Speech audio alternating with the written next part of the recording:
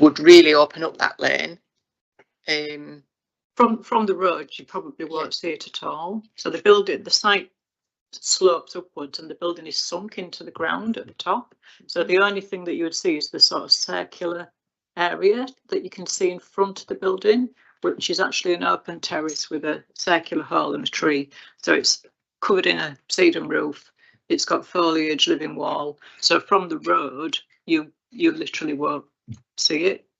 All the elevations to the north, to the east and to the south are actually like living wall and sedum, so it's sunken into the ground. Okay. No more questions? No. Thank you very much, Ms. Middlehat, but I couldn't switch the microphone off. That's great. Thank you. Okay, members, we will now enter our discussion part of this item. Phil, just before we go, could you just go back to the site map? Just you had an overhead.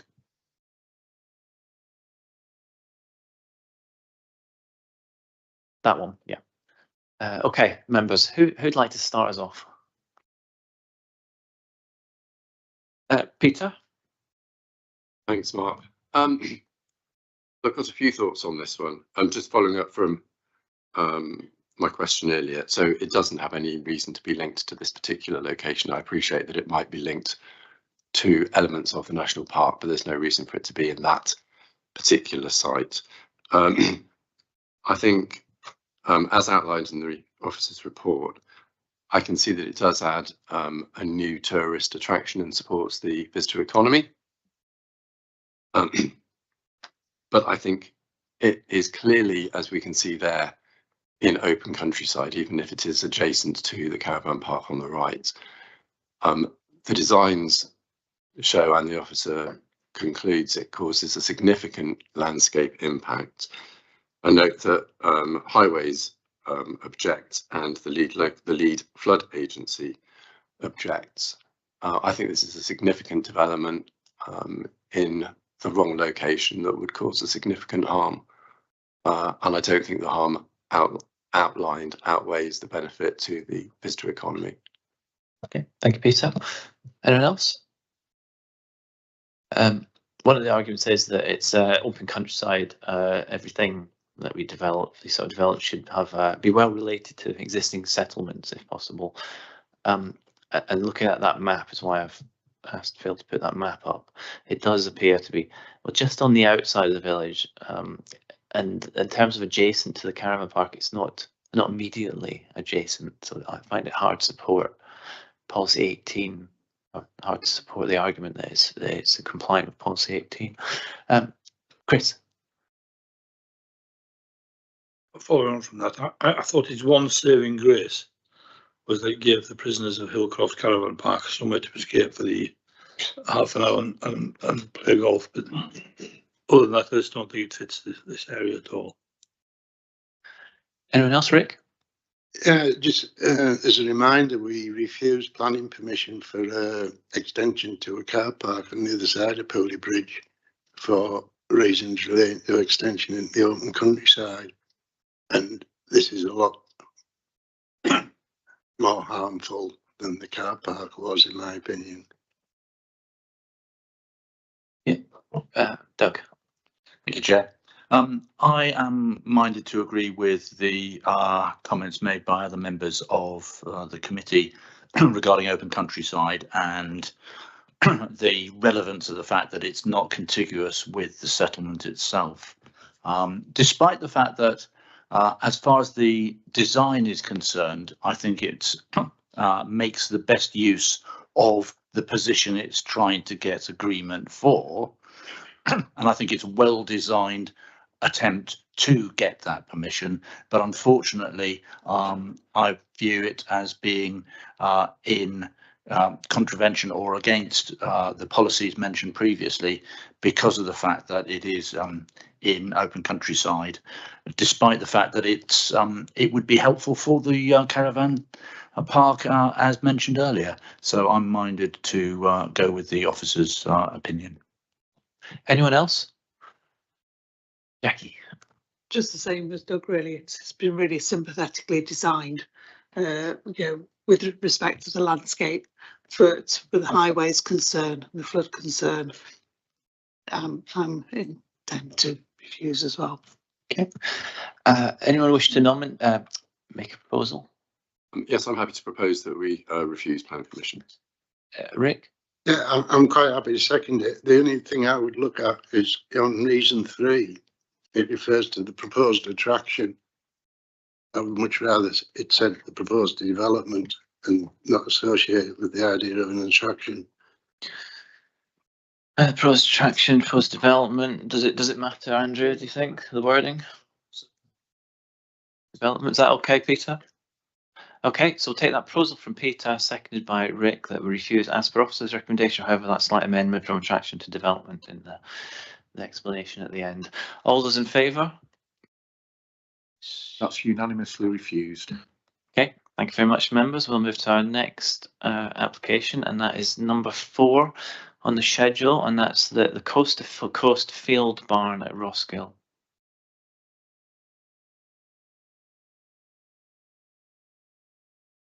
And Phil will be back, and Catherine is going to tell us about this one.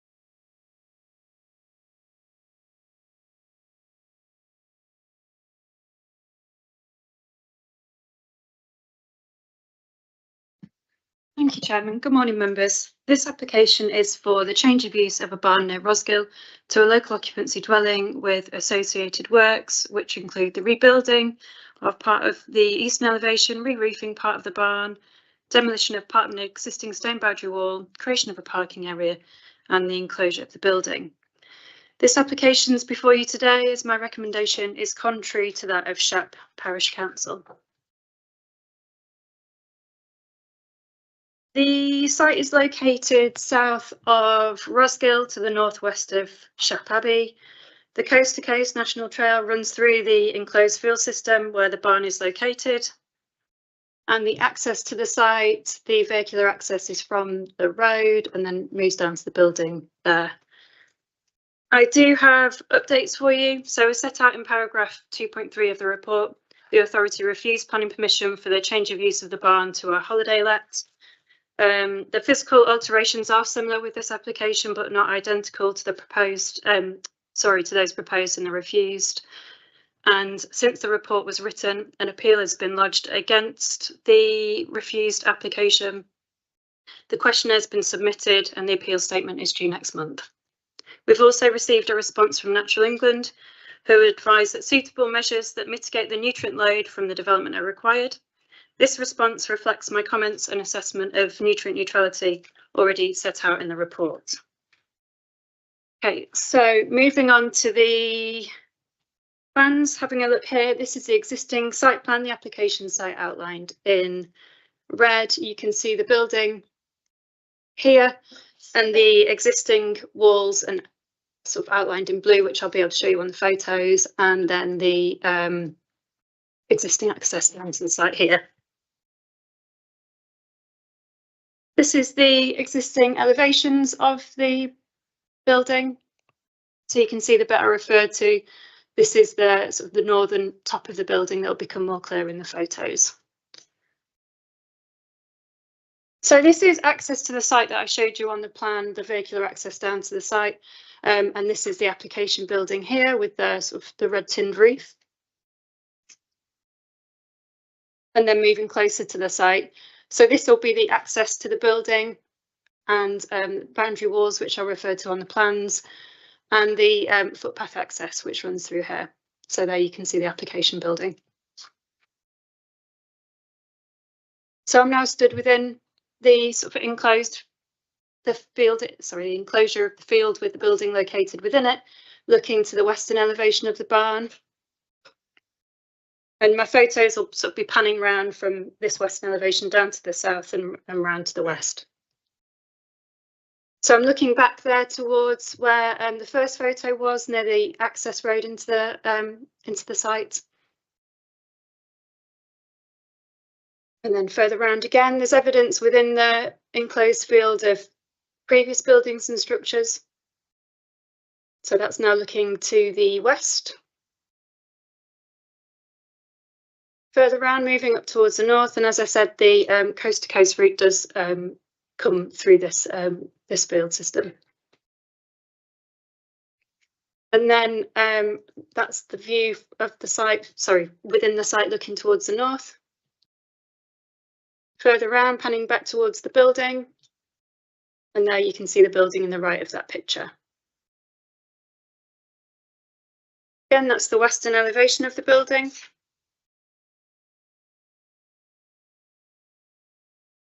And then again, the western elevation. Some of the pictures are taken from the previous application as well, just to get the different pictures within it. So you can see that the existing character of the site, it is open. There aren't any boundaries to that north or west elevations of the barn. And then there you can see the north elevation of the barn and part of the east elevation as well. And those buildings which I referred to, sort of the previous sort of ruins as well, within the existing field system.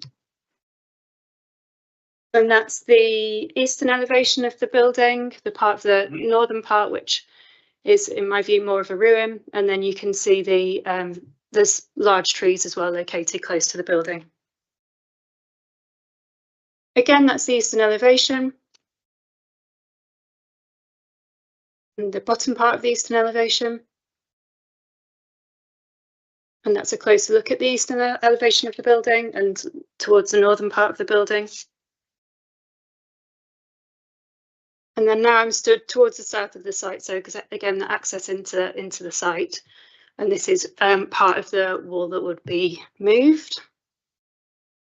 And you can see here from the picture sort of the open agricultural character of the field system in which the building sits.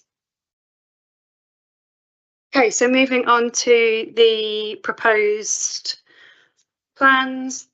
That's a useful picture here. You can see on the left the existing footpath gate, which is here.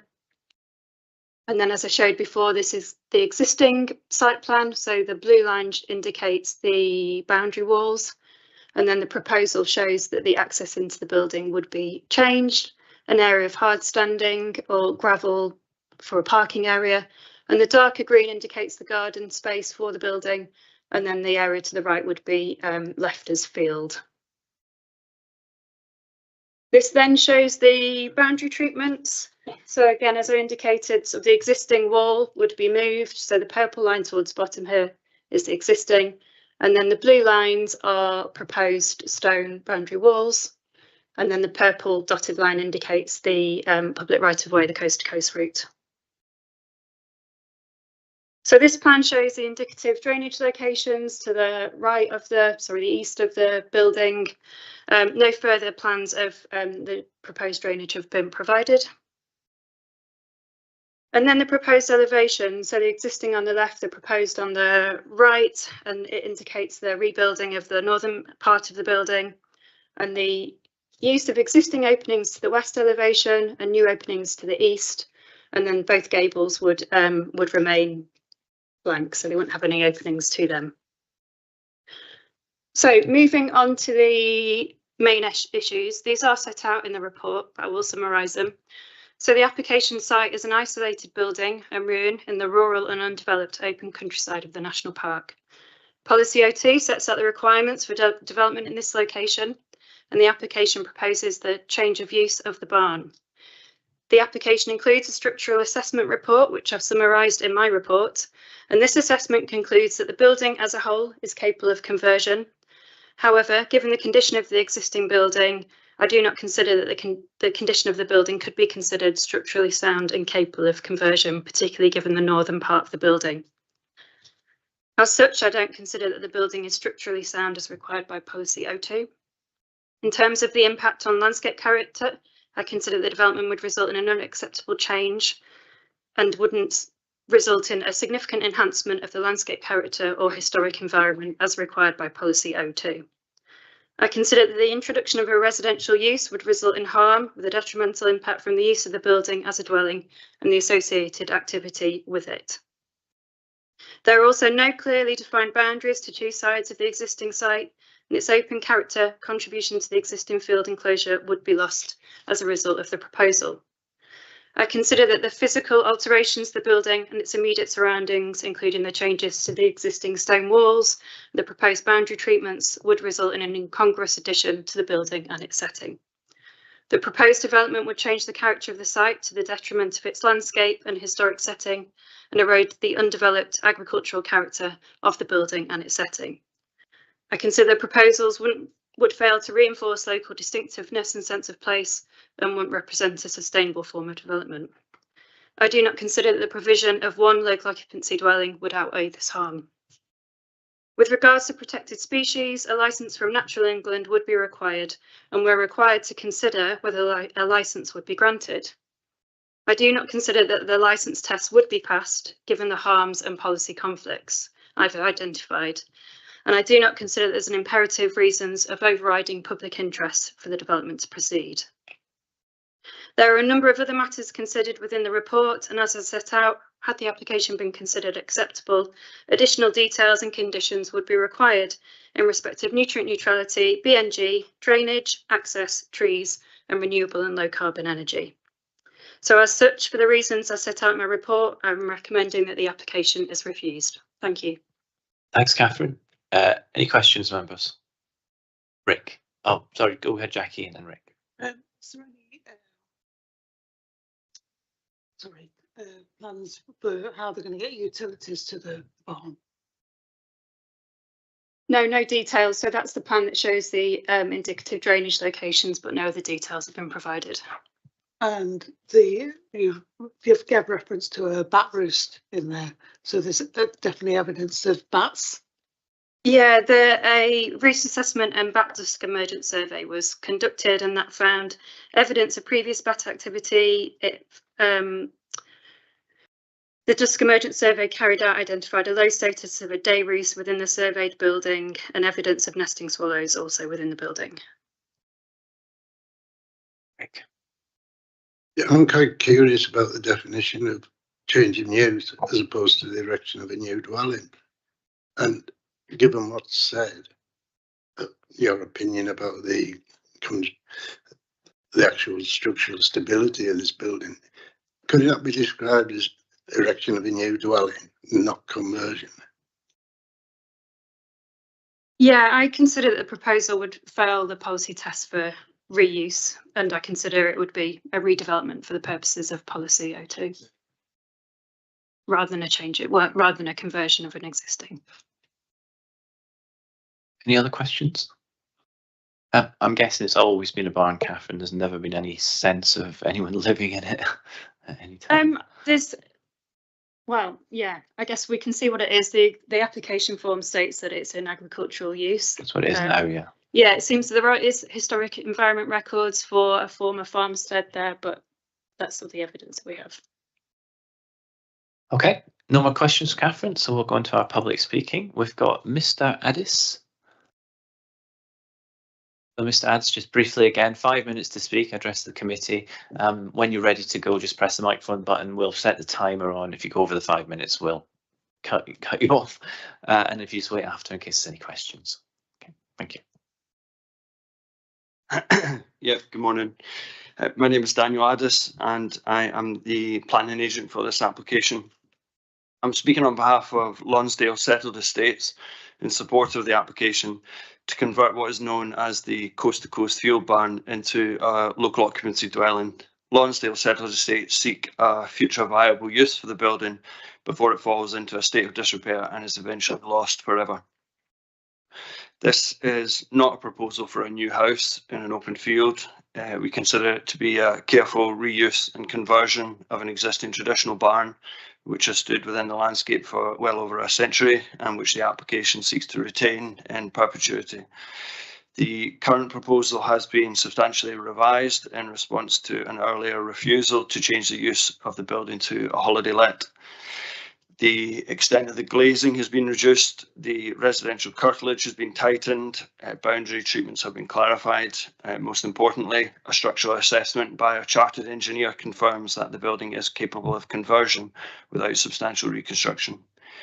The footprint, scale, position and simple agricultural form of the barn would remain. No extension is proposed or required.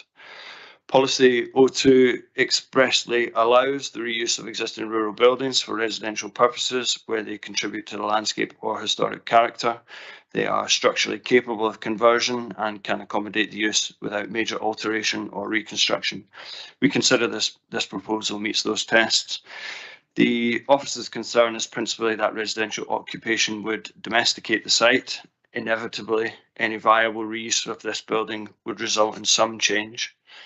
In our view, this would be a modest 2-bedroom local occupancy dwelling with a carefully contained curtilage, limited parking and restrained alterations, external lighting, landscaping, boundary treatments and the future use of the land can all be tightly controlled by planning condition. The public footpath would remain available. Walkers would continue to experience the same traditional stone building in the same landscape position, but repaired, occupied and maintained rather than continuing to deteriorate. The proposal would also deliver a permanent home for somebody with a local connection. Shap Parish Council supports the application specifically because it would provide local occupancy housing rather than another holiday let. The officer report itself accepts the building is large enough and suitable for a 2-bedroom local occupancy dwelling. The remaining technical matters are capable of resolution. Nutrient neutrality, biodiversity net gain can be secured by condition or legal agreement. The bat roost is of low significance and a detailed derogation test assessment and mitigation strategy have been submitted. We respectfully suggest the limited and controllable effects of this modest conversion are outweighed by the benefits of conserving the barn and providing a much needed local home. Thank you for your time. Thank you. Members, any questions, Mr. Addis? No, that's great. Thank you very much. So, into our discussion, who would like to start us off? Open countryside location, no doubt about it. Jenny. I was going to ask how utilities would be provided to the property. Yeah. Mr. Addis, do you want to shout? We've just had a question, sorry, slightly late, sorry. Do you want to ask again, Jenny? Yeah. How would the utilities be provided to the property?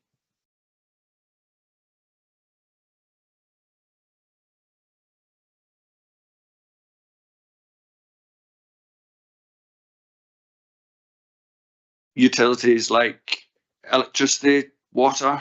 I mean, there are other houses close by to that house. I mean, it is remote, but there are other houses nearby.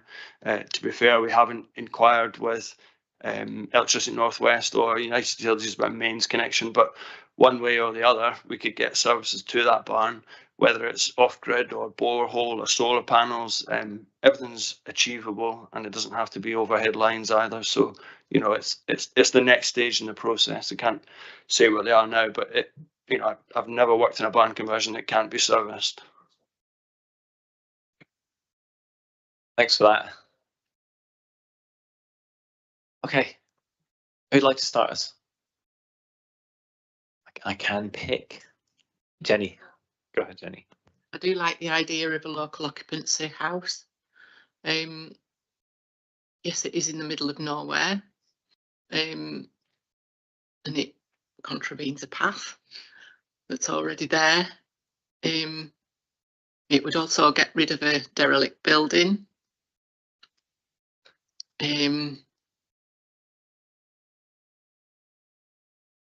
But I get where the planning officer's coming from as well.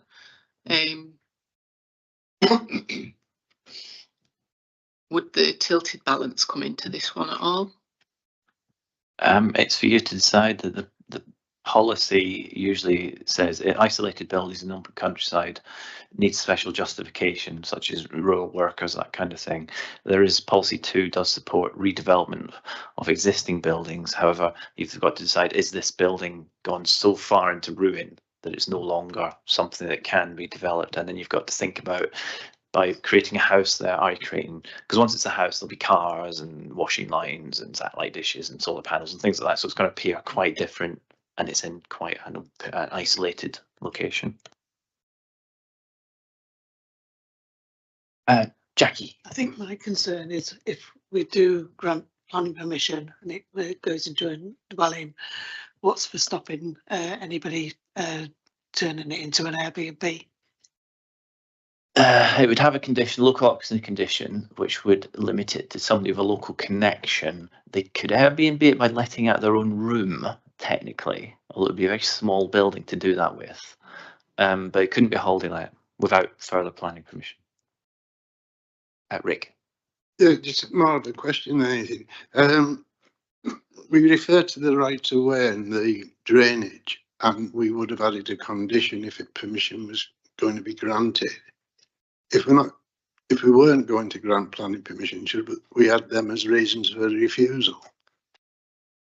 Because we haven't got drainage details, we don't know about the right of way, and therefore it's a refusal for those two reasons as well.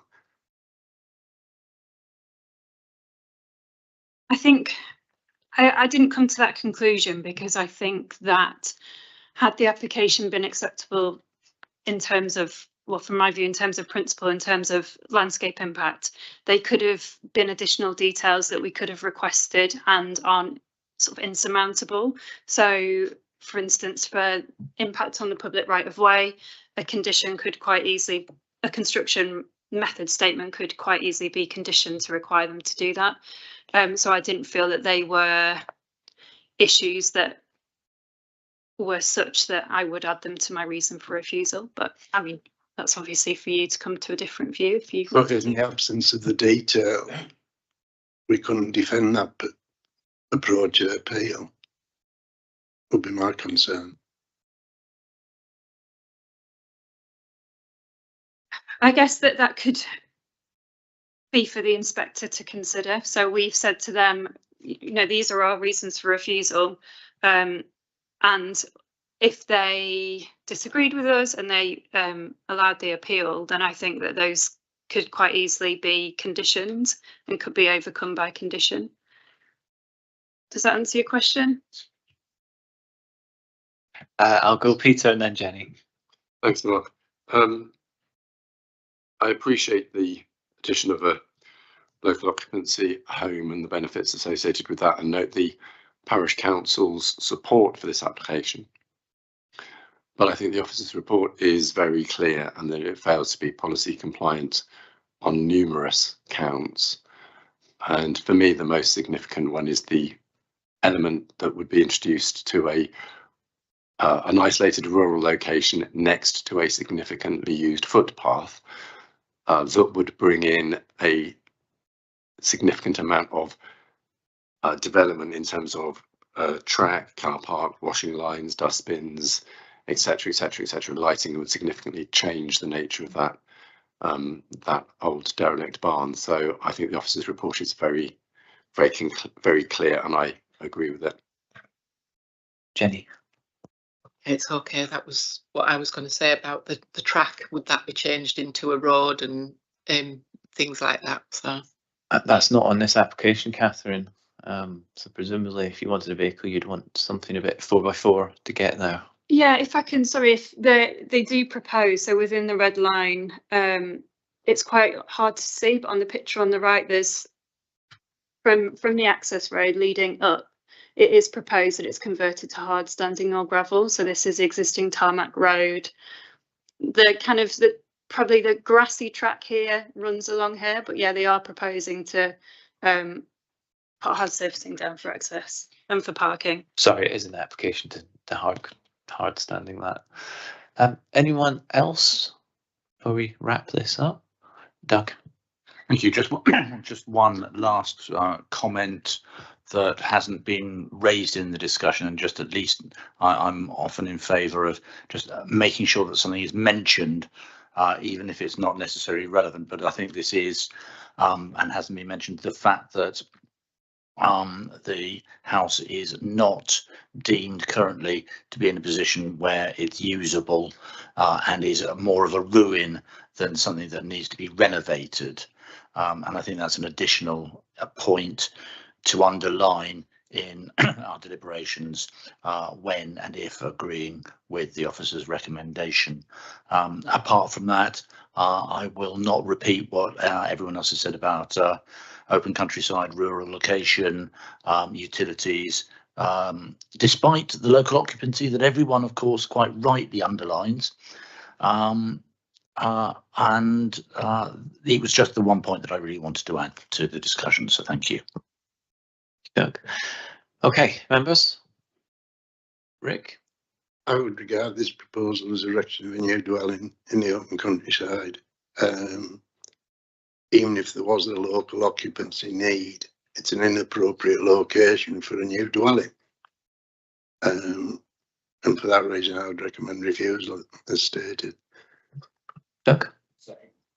Anyone else? Anything else? Okay, so we've got a proposal from Rick and seconded by Doug to go with officer's recommendation and refuse the application. All those in favour? That's unanimously refused. Okay, thank you again, members.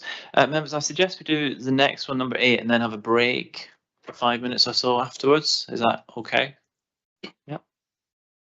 So we're now going to go to Bowness, Boatman's Cafe at Rectory Road.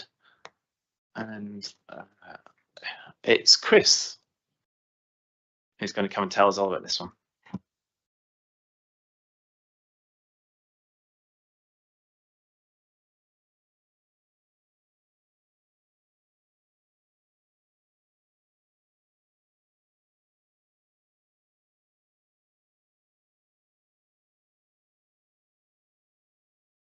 Thank you, Chair.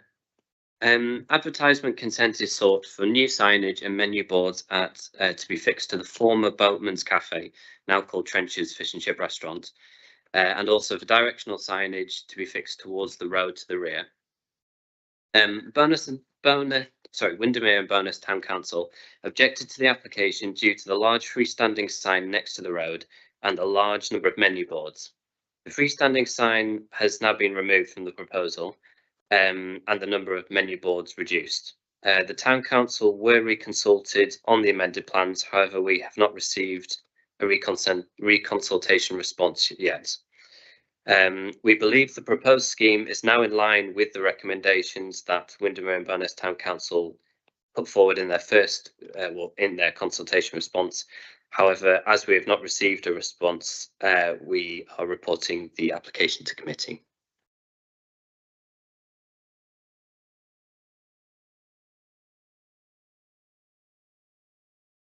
This is the proposed site, which is located on the junction with the A592 and Rectory Road in Bowness.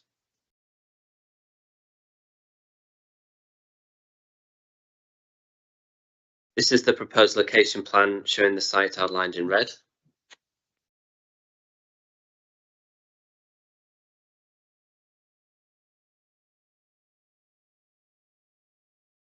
This is the proposed south elevation of the building with the proposed signage displayed.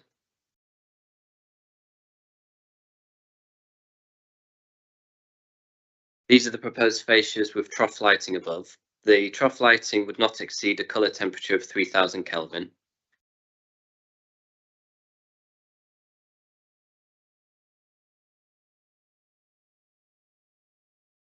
These are the proposed menu boards, which would be internally illuminated.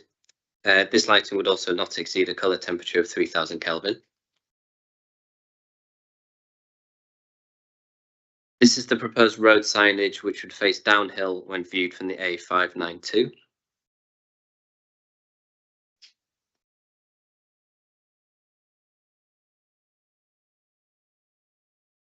This is the proposed road signage, which would face uphill when viewed from the A592.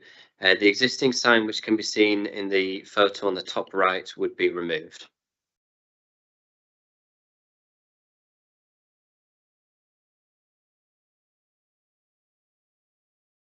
This is the proposed front west elevation of the building with the proposed freestanding sign shown on the left, fascia sign and menu board shown.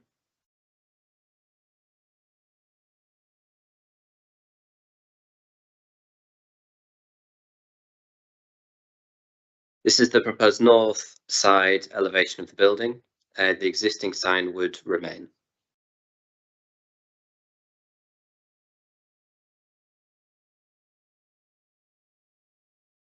This photo and the next two photos show the public views of the front elevation of the building as seen from Rectory Road.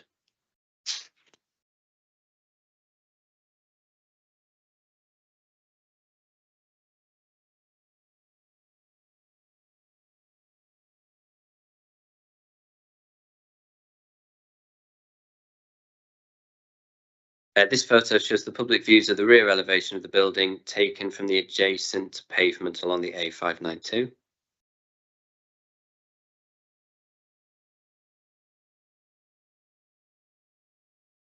This photo shows the public view of the north side elevation of the building and the front west elevation of the building taken from the junction with the road.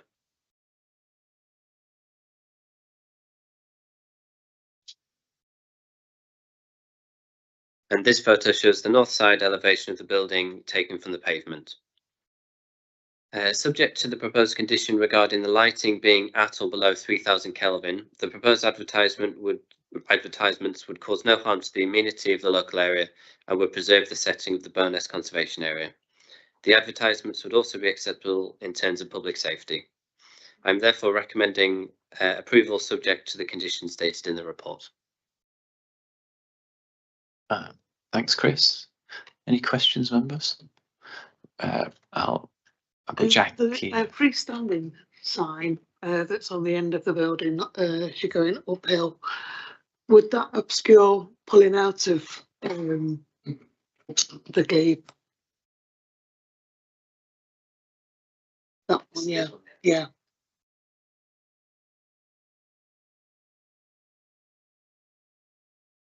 So it would be located in this location here. We didn't think because of the size of it and its location that it would cause any obstruction to vehicles. It's just, I think the view is that the existing exit is partially obscured by that building, and I don't think the sign would make any difference to that. Basically, the sign would be in front of that building. It's not the worst access from there, actually, to be honest. You can see reasonably well, in my experience, when I've come out of there. It's a bit of a parking area as well. So you clearly wouldn't want a sign extending to say where the light lamppost is, but that would obscure it, but that's not where it's going to go. I've got Rick and then Doug. In terms of public safety, have we got the views of the Highway Authority? I mean, that sign there that says Coach Park, you can't read it from the road. So it serves no purpose in terms of direction. Have highways commented? I think that the short answer is no, they haven't. I don't think they want to be consulted on applications of this nature. So we have a guidance note which tells us which applications they want to be consulted on and which ones they don't. And the small scale ones like this, we have standard guidance from them which we're supposed to apply ourselves rather than get direct comments from the Highway Authority. So in terms of public safety and highway safety, does this comply with the guidance? We think it does. Sorry, yes, we think it does, because it doesn't make any. Yeah, it doesn't make any additional impact on the visibility displays when you're exiting that particular thing. I was thinking about whether you could read the signs when you're driving.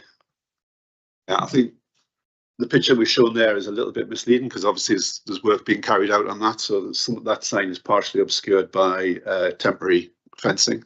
I think for the most part, as far as I'm aware, that sign's been there for an awful long time. Whether it actually is helpful to people or not, I couldn't say. But that's, yeah, I think the short answer is the additional signage proposed, in my view, does not affect highway safety. Doug? Thank you. Thanks for the report. Just a couple of clarifications, if I may.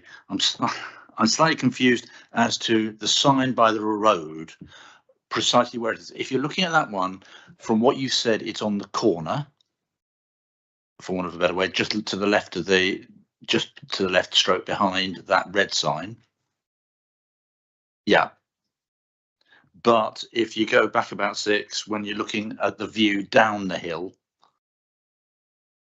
it appears, yeah, that one, the bottom one, it says proposed, and that seems to be a lot further up the hill, and therefore obviously has a different location and a different viewpoint, affecting the locality. I'm just wanting to confirm which one it is. So that there's 2 signs. So Yeah. that one we've just discussed would be sort of There. around here, and then Yeah. this is another one, but Right. this one would be removed. Yeah, sure. So in our opinion, it was a similar size in a similar location to what was already there.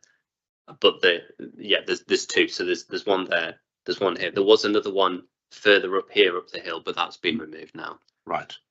So yeah, there's 2 freestanding. So there's still the 2, and as it says there, one of those is replacing the other one. Yes, that's right. Okay, thank you. And lastly, was there any consideration given to, I completely take on board about the lighting and the amount, whatever the word should be, for amount of lighting and strength of lighting, about hours that it should be on and off, whether it should be, for example, turned off X hours before and after operating times for the business.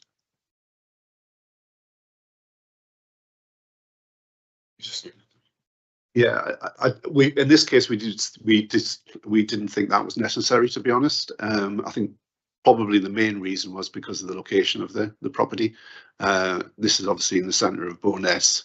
It's street lit anyway, so it's not an area which is dark other than for the lighting on advertisements. I believe, is the operator going to be speaking? Yeah. So The page. yeah, so he can probably answer that question better than I can. But for most businesses, I would expect, why would you have it lit all the way through the night if it's not actually operating? So I don't think it's necessary. Whether it will be lit or not would be a matter for the operator.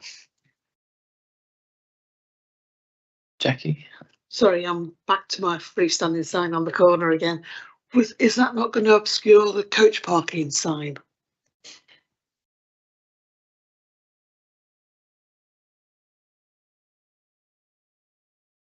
So if you put a sign in there, surely that's going to be in the way of that coach parking.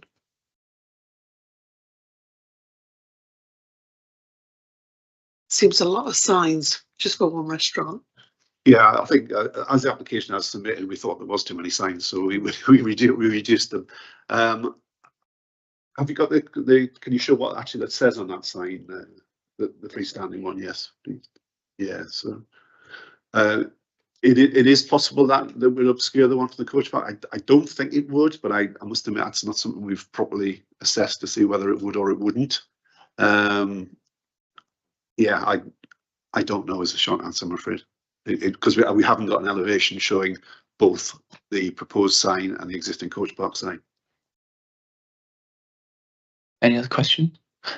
Chris and Neil, the town council are concerned that the trencher sign, which I'm thinking is this one on the corner, or do they mean the other one? It's going to obscure views of the lake as you drive into Bowness. I think I'm just wondering which sign they're particularly concerned about. Was it the one up the hill? I think it was the one up the hill. Yeah, so there was a large one further up the hill, which we didn't think was necessary. So that's been fully removed. And the menu boards was the other thing, that they were the 2 elements of the objection. Yeah. So the one up the hill, they're removing the one that's attached right on the building. Yes. And they're going to replace it with a freestanding one, sort of just above the wall. Yeah. Have you sort of as you go down that hill, when you've done your assessment, is that in any way blocking the view from the lake? Because as you drive into Bowness, that's pretty much the first time you see the lake. And is there going to be a big sign sticking out, kind of spoiling that initial view? So it would go roughly in this location. Again, I think their main concern was the sign on the original application. Right, So okay. there was another. Originally there was going to be 3 signs. So this response was dated 29th of April. So Yes. that's this concern is relating to The original Pre- submission. right. We had some sympathy with those views, so we got back in touch with the applicant, and that sign was removed from the application. We've reconsulted the parish council to see if that satisfies their concerns, but we haven't had a response yet. Yeah. So at the time of writing, there's no response. Oh, okay. Right. That's right. So Okay. the original concern was it was again a freestanding sign. You're coming down the hill into Bowness, you see the lake. It was quite prominent, and we did have some sympathy with that view. Hence, we asked for it to be removed. Okay. Any questions, members, before we go public speaking? No. Okay. Oh, sorry. Go ahead, Jackie. Is there any reason why they are doing that sign now, where they're replacing the sign on the side of the building? Is there any reason why it is freestanding and not still on the side of the building? I don't know. It's a short answer. Yeah. Yeah. Because looking at that, that is going to obscure the lake as you drive into Bowness, whereas where it is at the moment, you still have the view of the lake. I mean, that's a matter for them, really. I think it's if it doesn't work for them commercially, then it's not a very sensible thing to do. But I'm not sure it's something that we should get involved in unless we think it's causing a highway issue. I don't think it is causing a highway issue. So. Okay. We'll go for our public speaking then. Can I invite Mr. Hills forward? Hi there. Mr. Hills, I think you've been here before, so. So 5 minutes, whenever you're ready, just press the button, and if you wait, might have some questions afterwards. Good morning, I'm Tony Hills. I'm representing Trenchers, who you possibly know are a national award-winning fish restaurant based in Whitby.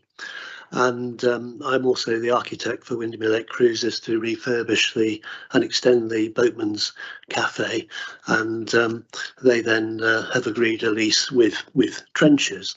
So the extension and alterations have been carried out to, as I'm sure you're aware, to a high quality.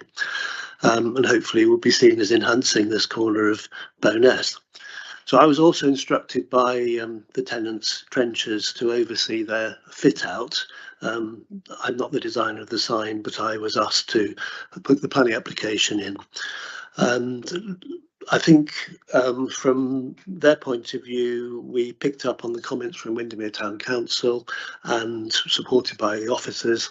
So as you know, we've removed, or they removed the sign further up the hill.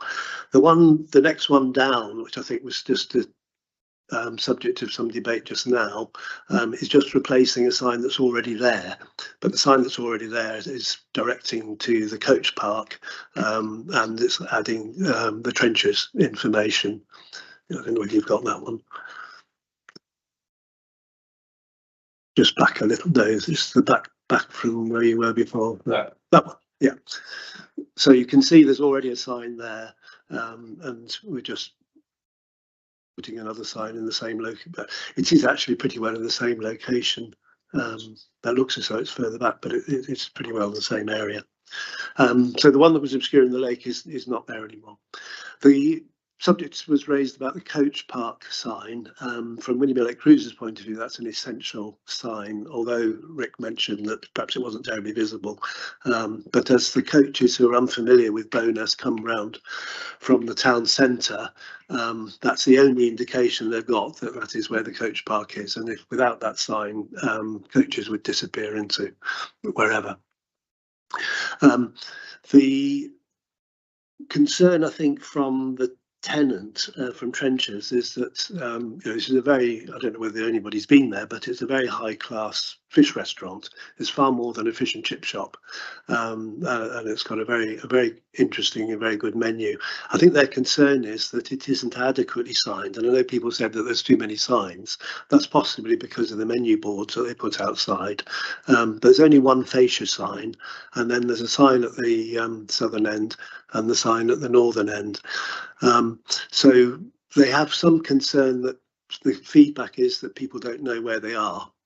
and maybe that's to be dealt with through advertising. They've got a good Facebook profile.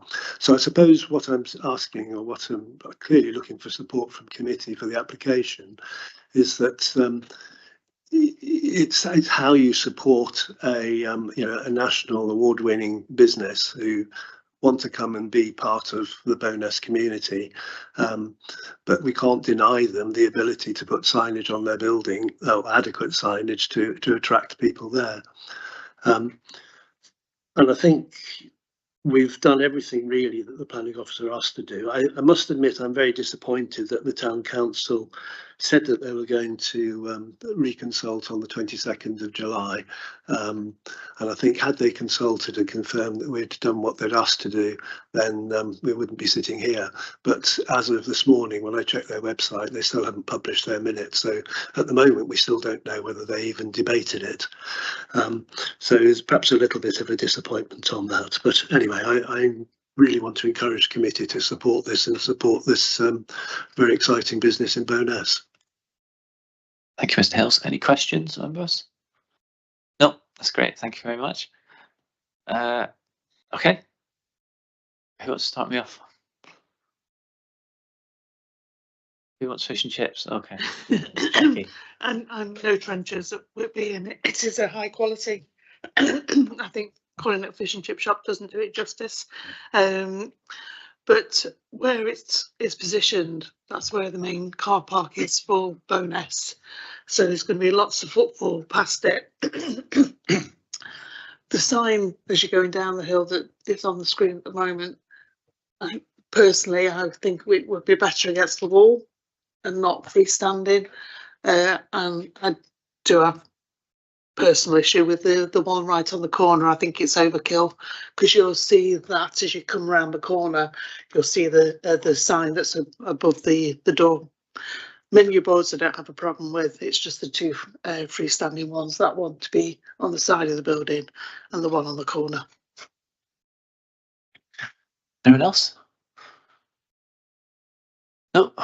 I mean, it's Bowness, it is busy, there's lots of signs and all sorts of things going on in this Bowness, and this is basically the start of your busy bit of Bowness as you drive into it. So there's going to be lots of things sticking out onto the pavement and things to look at.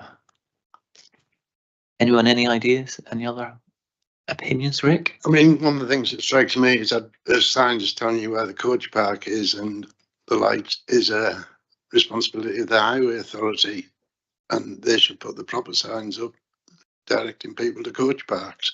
And for businesses to start advertising like that, it's just over the top. It's not it's a highway. If it's a highway function, this is one of the reasons I was questioning whether the highways actually get consulted, and they don't. So do the highways consider the signs necessary to the coach park, or is it so well hidden that coaches can't find it? I'm not sure. We haven't consulted with highways, so we don't know their opinion, or if they even want to give an opinion. I think the guidance they've given is don't send these ones to us.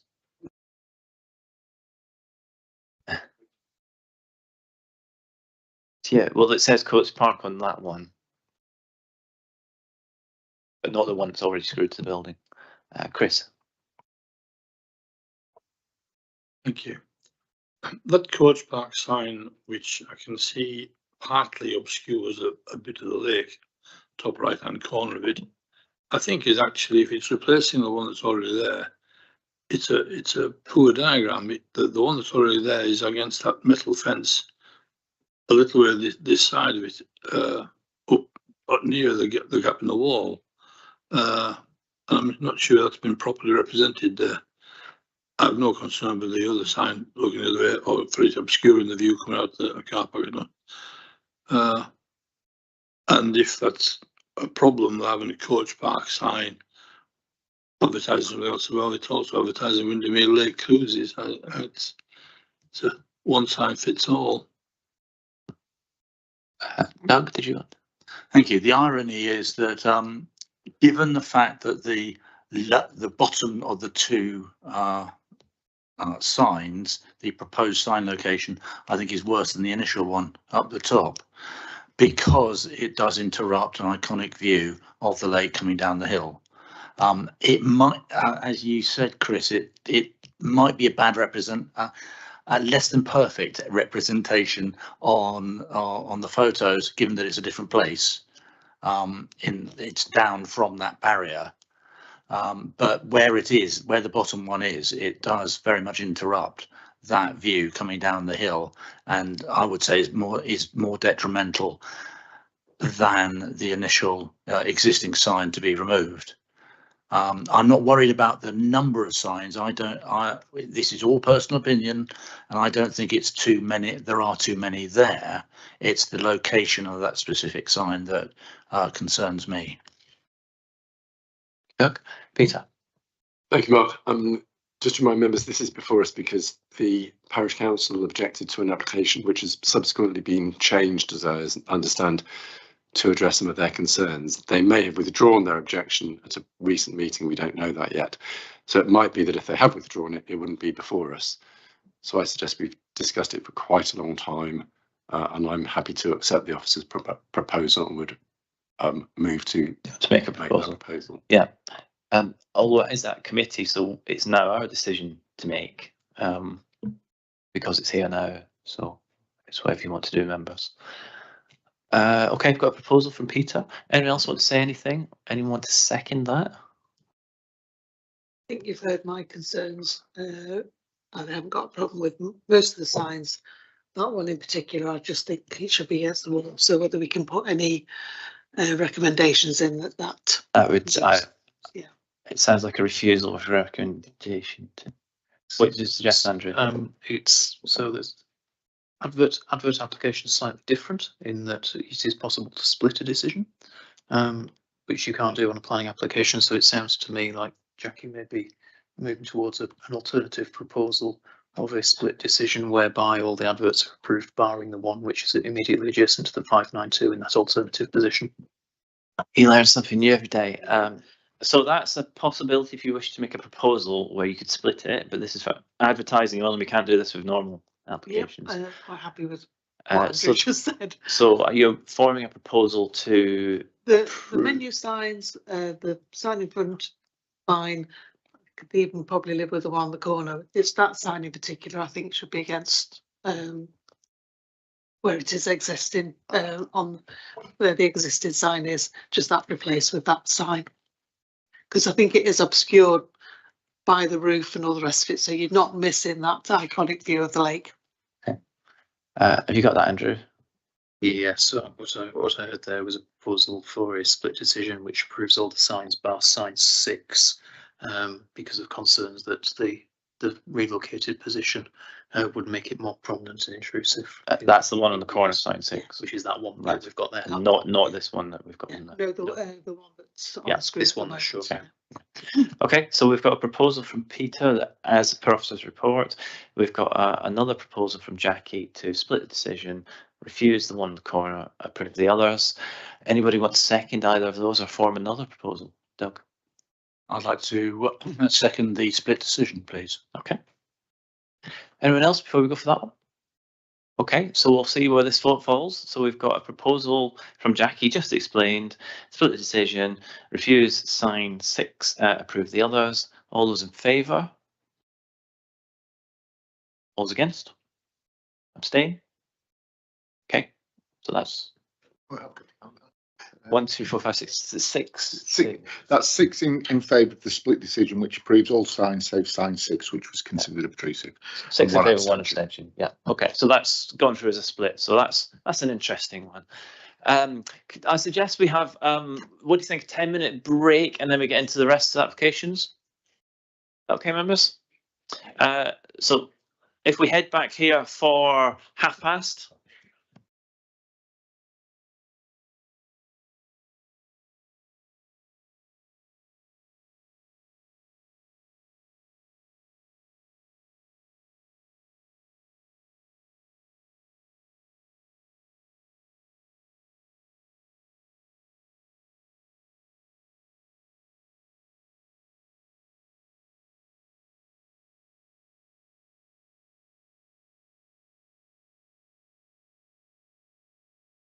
Testing, testing. Can you hear me? This is the August Development Control Committee meeting, testing the sound on YouTube.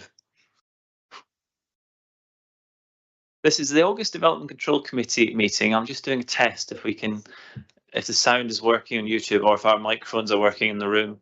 It's working great.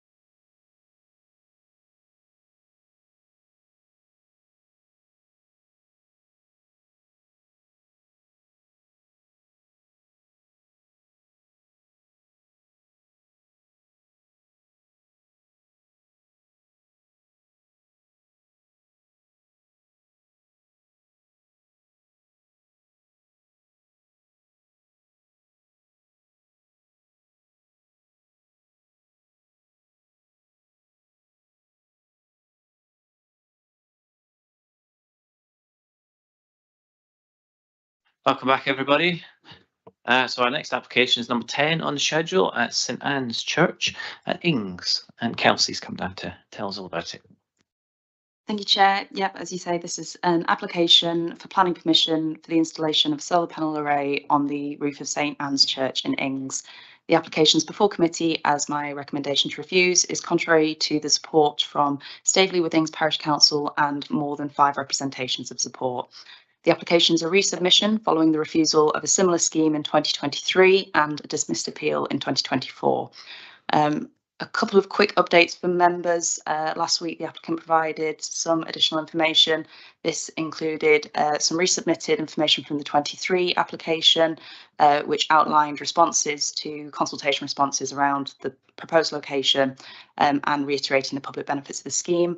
It also included a letter from the Archdeacon of Westmoreland Furness, which referred to an increase in the ministry offer to some of the parishes within South Lakes, but also a decrease to others. So the application site is located within the historic core of Ings. It lies to the south of the A591 and adjacent to Church Lane. So this is the application building. This is the south elevation as seen from Church Lane. The building dates to 1743 and is Grade 2 star listed. It's a relatively rare example of an intact mid-Georgian rural place of worship. It's constructed from local stone and slate and has a relatively simple appearance other than the flaming torches on the top of the northern tower and the stone urns on each corner of the roof. So these are just a couple more photos to provide a bit more site context. The left-hand photo is looking southwest along Church Lane, the right-hand photo looking northeast. You can see the surrounding development is generally quite a vernacular character, constructed and finished in local materials, and the church occupies a relatively elevated position within this context and forms a prominent focal point in the historic core.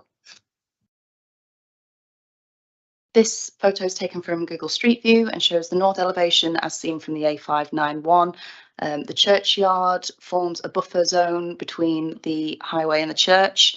To the far east, you can just make out the more modern development comprising the Ings filling station and associated buildings, and the space in between is largely infilled with more vernacular buildings. Also on that elevation, the north elevation of the church, you can see the 19th century and 20th century additions to the building. So these are the proposals. So it's now proposed to install 22 panel solar array on the south facing roof slope. The number of solar panels has been reduced from 28 to 22 since the previous refusal. The solar panels would sit on rails, which would be supported on hooks, fixed to the timber rafters of the building. The plan specified that this would be at least every other rafter, and they would protrude approximately 130 millimetres from the roof plane. So in assessing the application, we've had regard to the requirements of the NPPF and local planning policy, as well as other material planning considerations. As stated, the building is Grade 2 star listed, and that places it in the top 8% of listed buildings within the country. It's therefore a heritage asset of the highest significance. It's also located within the English Lake District World Heritage Site, another designated heritage asset of the highest significance.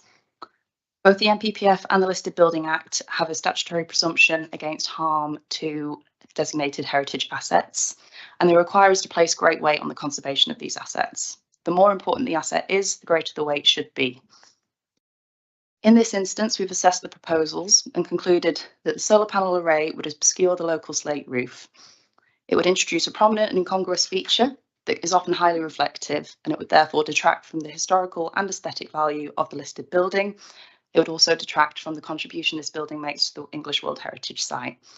As such, the proposals would result in less than substantial harm to 2 designated heritage assets of the highest significance. This conclusion has been supported within our previous reason for refusal, the planning inspector's decision, the recommendation of Historic England, and the diocese in their conclusion on the faculty decision on this application. So we have to consider whether the public benefits of the proposals outweigh the identified harm. In this instance, the public benefits are considered to fall into 2 categories. There's environmental benefits occurring from the installation of renewable energy technologies, and then there's support to a community facility by reducing its running costs. In reaching their decision on the faculty, the diocese considered that greater weight should be placed on the public benefits and that these outweighed the identified harm. In particular, they placed weight on the missional priority and the reversibility of the proposals.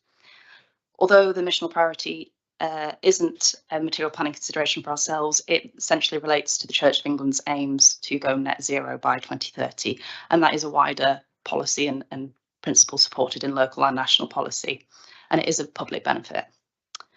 As regards the reversibility, we have agreed with Historic England that 25 years, which is the kind of general lifespan that has been proposed for these, is still a significantly long amount of time for this harm to be experienced, and we've placed very little weight on the reversibility of the scheme.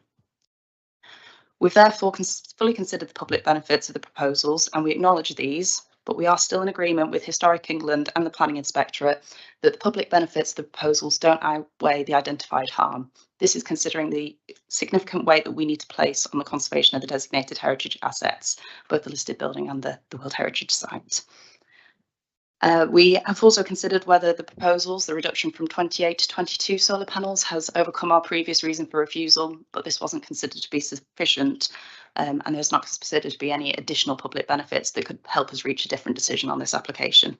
As such, this application is recommended for refusal. Thank you, Kelsey. Members, any questions for Kelsey? Peter? Thank you, Kelsey. Thank you, Mark. Two quick ones, please, Kelsey. Forgive my lack of ecclesiastical knowledge. I'm going to say that a couple of times on this proposal. On 2.5, you say it doesn't need listed building consent, but a faculty was granted by the diocese. What does that mean, please? Yeah, so there are ecclesiastical exemptions granted on certain places of worship, which mean that they don't require listed building consent, but they are still subject to the requirements for planning permission. That's why we've got an application for planning permission. However, the Diocese of Carlisle considered the faculty. They still follow a very similar process to the listed building consent application, but it is different and they do have slightly different considerations. So I think you said that the diocese haven't supported this, but I thought I read that it had. So they have. They granted the faculty. What they did was outline that they agree that there is harm to the heritage asset. So we're all in agreement essentially that yes, this proposal does harm the listed building. They, however, have placed greater weight on the public benefits of the scheme and therefore have granted the faculty. We don't feel that the public benefits outweigh the identified harm. So them granting a faculty is equivalent to us granting permission, but it doesn't have any weight in. It's like when we receive an application for planning permission and listed building consent. You need both before you can proceed with the development. And the condition of the faculty is that planning permission must be granted. But they do support it. Yeah, it means that we don't need listed building consent for this particular thing, but we do need planning permission. Well, they do need planning permission. Jenny? Yeah, there was a picture from the north side, from the main road. Was there a picture from the south side on the main road? On the main road, not the church lane. From the A591? Yeah. But no, because Church Lane lies to the south of the church. You can't see it from the 591 on the south side.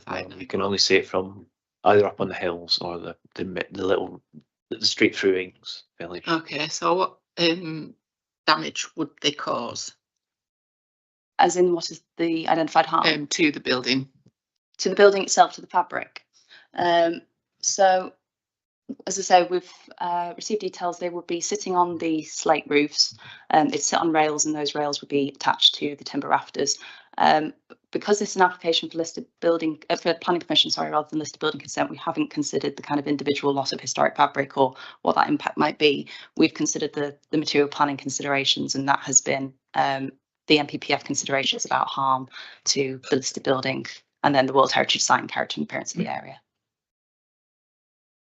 Would there be a condition put on there to preserve that where those attachments are on the rafters?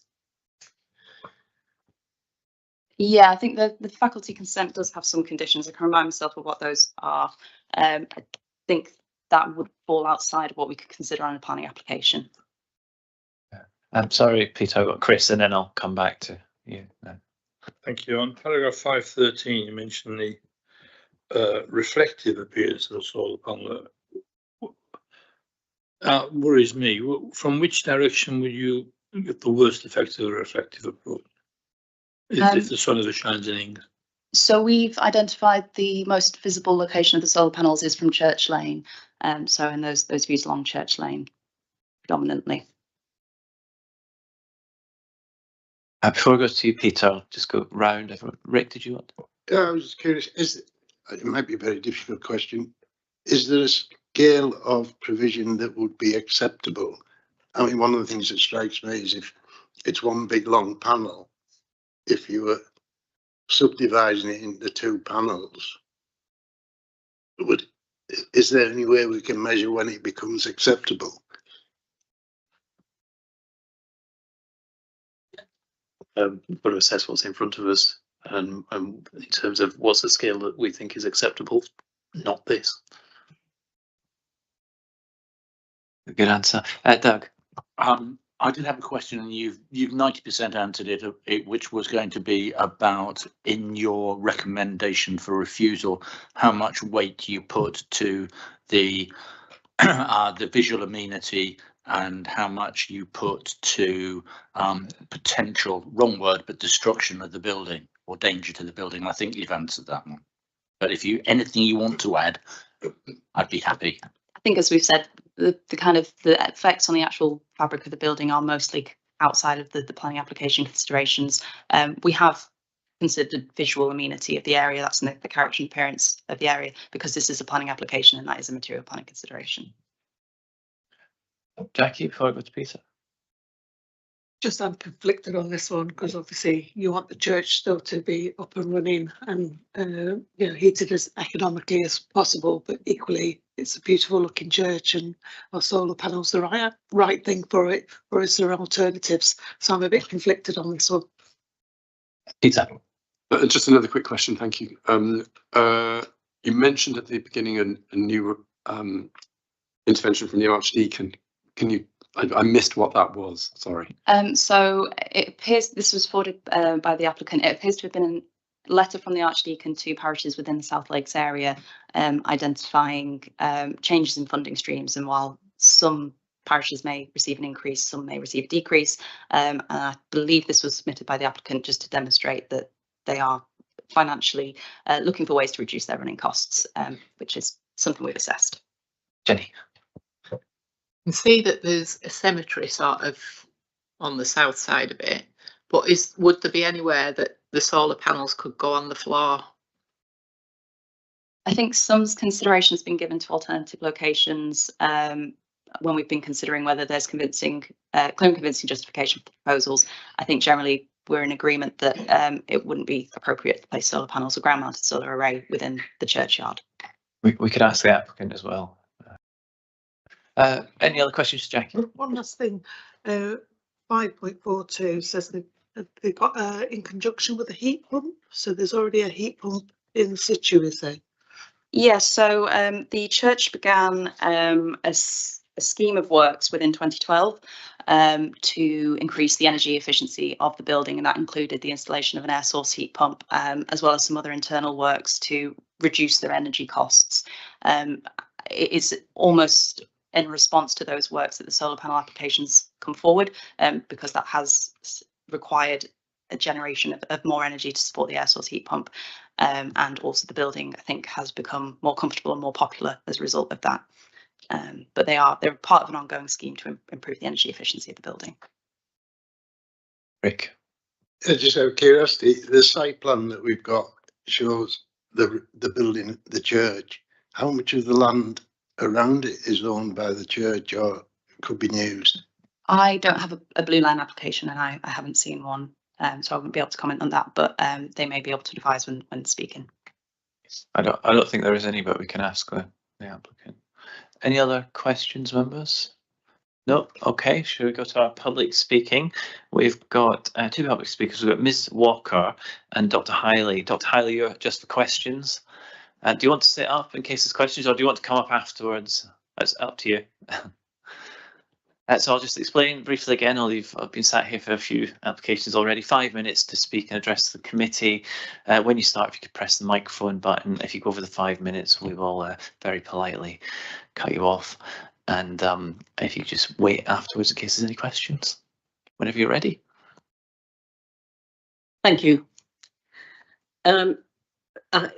Two documents were sent in the last few days.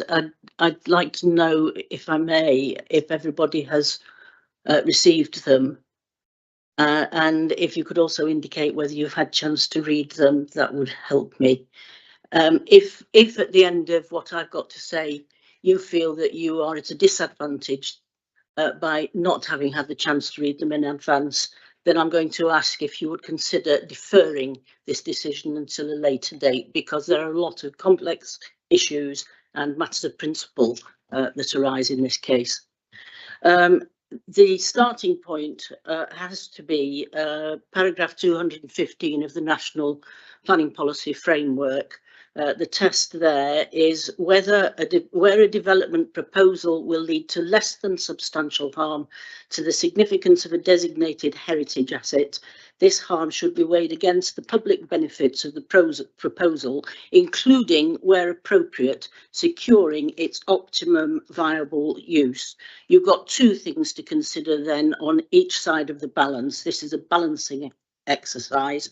First of all, the nature, and I submit the extent of the harm, because where in the face of where in the scale of minimal to less than substantial harm, the particular harm in any given case falls, will determine how much it takes to counterweigh and outweigh that harm. And here, the benefits, the public benefits, are twofold. The move towards net zero, carbon efficiency, the use of solar power, and the attendant financial benefits from that use, as well as the environmental benefits, and also the financial repercussions for the maintenance of the building, because with all due respect to Ms. Blaine, she has not so far mentioned one element of the applicant's case, which is that the money can be used to keep this building in good repair. The building is the reason why you're considering the roof, and so maintaining the building is a fundamental problem in this case for a church which has a congregation of 20 people, is in a village of, I think it's about 140 residents. So let's look at the harm, if we may. I'll deal with one or two issues which have arisen from your questions. The first relates to Ms. Blaine's statement that they are often reflective. These are as unreflective as technology will allow them to be, because following the discussions which took place with Rose Lord, who is the Historic Environment Advisor, though the care was taken to ensure that they were non-reflective. So the panels that have been chosen are non-reflective, they're specially coated, they're very discreetly laid so they fall in line with the windows on the roof, and they are attached in a way which doesn't cause any damage to the fabric. So far as the financial benefits are concerned, the huge thing which hasn't been mentioned thus far is that as a result of the quinquennial review, which took place in June after the closing date for representations, the PCC was told, and it's the PCC who's got to foot this bill at the end of the day, that they need to find £70,000 in the next 5 years. You know what's happened in Rusland Church, what's happening there. You probably know what's happening in Staveley, which is that they can't even use the church because of the danger of the spire falling down. Being blinkered about the approach to how you carry out this balancing exercise is threatening the conservation of rural churches all over the country. And it's a real problem. And nobody in the course of the examination of this particular application has addressed their minds to how this PCC is going to fund what is actually necessary to keep the stone and mortar in place. It's critical. The climate change situation should be apparent to everybody. If you've been reading your newspapers for the last few days, you know how important it is that we get to net zero.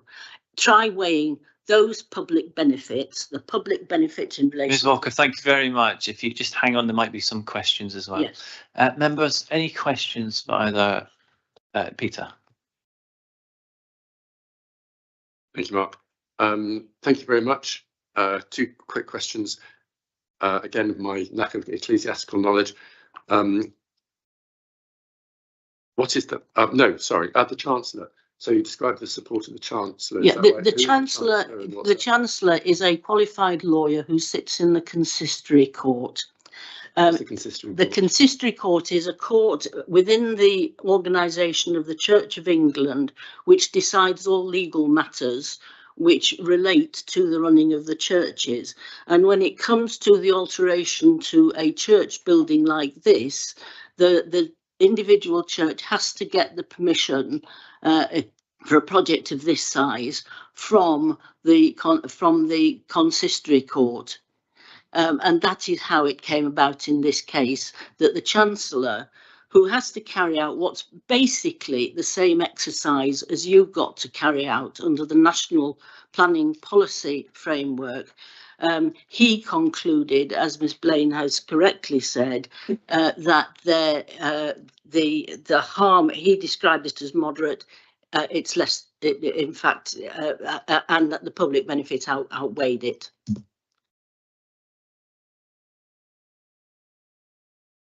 In the papers, we learned that there was a survey of 215 people, users, and 100% of them supported the application. Yes, yes. Can you tell me what any survey that has 100% agreement would make me question it's the wording of the question? I think. Can you perhaps just I think give Dr. me some Hiley details? possibly. I mean, that's an incredible result, but it's perhaps a little bit of, did you ask a question to get the results? Yes, thank you. In the Heritage Design Statement, one of the appendixes was the application, it was the petition form that people were asked to address, and a 5-page summary of the replies. So that is in the Heritage Design Statement appendix. Okay. Yeah. Can you just tell me what the question was? I don't have them in front of me, but there were 5 questions, and people were invited to do to make their replies to each of the questions. Yeah. Jackie. Can I just ask how often the church actually gets used? Yeah, again, Dr. Hiley's better placed. The footfall for religious purposes is between 1,500 and 2,000 person hours per year. It varies a little because, of course, there are different numbers of funerals and weddings. The average congregation on a Sunday morning is 20. So you multiply 50 by 20. But the community use of the church far exceeds that. It's going on for, I think it was 4,000 person hours last year. And that's also in as an appendix in the Heritage Design Statement. So it's getting up for 2.5, 3 times the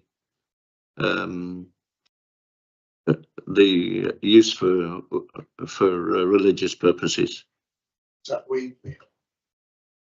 Yeah, I was going to say, you break that down in sort of, so is it two days a week, 3 days a week? Yes, it varies, but if you imagine that there's I presented the calculation very briefly, 20 for regular worship on the Sundays, and the weekly community use is 2.5, 3 times that, so probably 60 persons use it during the week. So it's a busy church, and the fact that it's heated for all these occasions really looks after the fabric of the building. It doesn't smell damp when you go in it. Rick, Sorry. how about you, Jackie? Yeah, I was just curious, when driving past this morning, I'm gonna look at the site, there's quite a lot of space around the building. Has any thought been given to siting panels freestanding in the grounds of the church? It has, and that's also been dealt with in the heritage and design statement. The land that the church has lies to the roadside of the church, between the church and the A591. That is mostly overshaded during the day by the church, so it's not a good site for solar generation. It's also a much frequented graveyard, and to limit access in this way would be very detrimental, and it also would be highly visible from the huge number of people that drive past on the A591. There are small roof spaces. There's one on the vestry which faces west, but that's would allow only a much smaller ray, and that too is overshaded by the apex of the main roof. So no, there is no real alternative to the south-facing roof. Jackie again. Sorry, just going back to your heat pump. Is that not sufficient to be able to heat the church on its own right? It is sufficient to, but the question is paying for the electricity to drive the heat pump. And energy costs since the Ukraine war, and we've got another war going on in the Straits of Hormuz, energy costs have nearly tripled in the last 5 years. And so accordingly, the electricity costs to drive the heat pump have increased. It's and of course the time when the time that we can use the solar panels will produce the energy varies a lot during the year. In the summer, when we will make a lot of solar energy, the heat pump can't use it all, so we'll be able to export it and derive some income from that. But it will reduce our energy costs by at least a third. Okay, Jackie. Which is Just one last. Have you thought of? Have you looked at any other options other than just the panels, the tiles that they do instead, solar tiles? Yes, we dismissed that option because the roof is perfectly sound, and there's no suggestion that the solar tiles themselves will last longer than 25 years. And it would, it would need a major piece of work to put them on the roof. I suppose with tiles, you'd have to remove the existing slate to put them on. Any other questions, members? No. Okay. Well, thank you very much. If we could ask you both to return to your seats. Okay, members. Quite long, thorough presentation. Who'd like to start us off? Is that you, Peter? No, go for it, Peter. So this is a complex case, but it's also quite simple in the respect that we have two competing elements to consider. So we have the clear community benefit and sustainability element, and sustaining the finances of a valuable community asset on the one hand, and on the other hand we have the harm to a national designated asset. So we have to balance those two. As Andrew was explaining to me yesterday, we have to give greater weight to the harm of the heritage asset than the balancing community and sustainability benefits. But when we look at the mitigating reasons to approve the application, I know quite a few significant things, which I'll just go through now. I think the visual harm that we can clearly see from the photographs is not visible from the A591 or many other places. The visual harm occurs on the more hidden side of the church, which I think is significant. There is a great deal of support for this application. 44 letters, 250 people who signed the petition or the survey. We've got support from the Chancellor, as I understand it, and the letters of support are, I think, very heartfelt and detailed and specific. They're not just a response to a mail shot that has been sent out saying please send a one-line letter of support. So they are very genuinely supportive in large numbers of this proposal. In terms of the financial viability of the church and how this helps it, I think that is a significant benefit. It's a very well used community asset. It's far more than just a church, and there is a list in one of the annexes of all the different clubs and societies and choirs and things that use this regularly. I've lost it, and there is a very wide diverse of community groups using it to the tune of 4,000 people hours per year, which I think is significant. And then in the additional information which we received a couple of days ago, there was a letter, and also a very interesting letter from Andrew Lowe, who was, if I can do my maths right, for 30 years, the National Park Authority's Building Conservation Officer, and who currently now lectures in Lake District buildings and regularly holds lectures in that church, so he knows it very well. He is in support of the application. So I think there are a lot of very strong elements of support. There is a very clear harm to a heritage asset building, and I think our conversation and our discussion now is going to be which has greater weight. I think it's a really interesting one, and there's a great deal of information that has been provided, and Ms. Walker's update as well is useful. Sorry, that's my kind of summary of where I think we are, and I look forward to hearing people's views. Thank you, Peter. Who'd like to go next? So Jackie? Yeah, I'm a bit like Peter. You know, you want the continuing use and the viability of the building, and you know that it stays there for years and years. But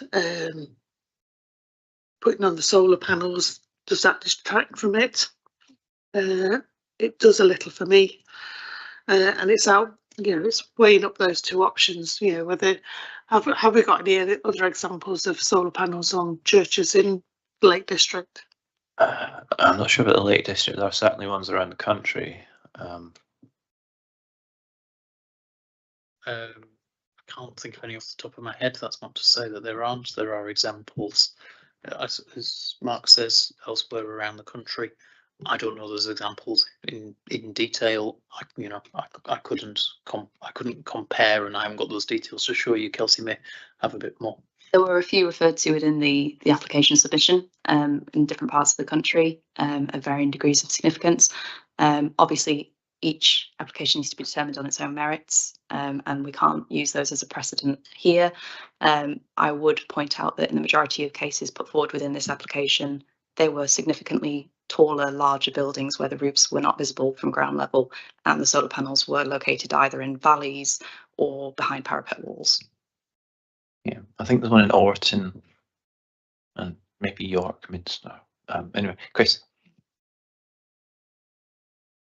Thank you. I have to admit I came to this application minded to follow the officer's recommendation. I must have travelled via Damascus because I've been persuaded otherwise.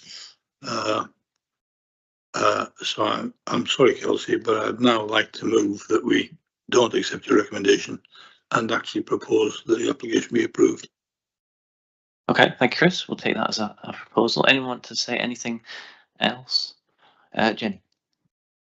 Just put a condition on it to preserve it. It gets an exception to preserve that side of the roof sort of thing, because it could be that it degrades anyway. You will mean, degrade you mean anyway. the fabric of the Yeah, rafters? Yeah. And also the visibility, I don't feel like that outweighs the benefits of supporting that air source heat pump, and also the benefits of reaping the money off to do work on the church, because as Mrs. Walker said, you know, they can use the money that they save on the power, the energy, to do things like spires and things. I know of 2 churches in my area, 3 actually, that need money spending on them. One's a spire, one's electrics, the other is just in general, and it does smell foisty.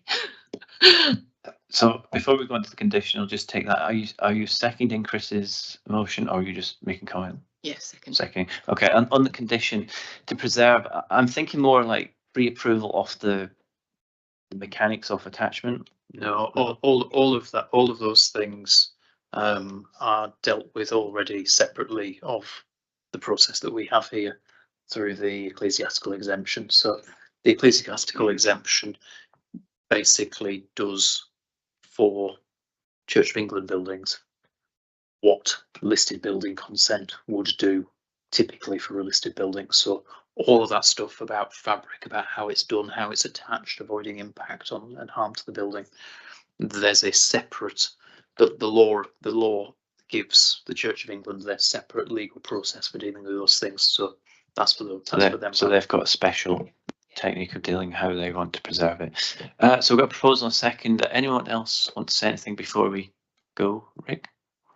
Yeah, some mentions been, people have talked about how prominent the roof is, and it's fact that it's not open to a lot of public view. That's not particularly relevant when you've got a building of this status in terms of it being grade 2 star. The fact that you're doing harm to it is in itself wrong. The fact that you can't see it doesn't justify it. Or we'd have a dwelling in every field because you couldn't see it, therefore it'll be all right.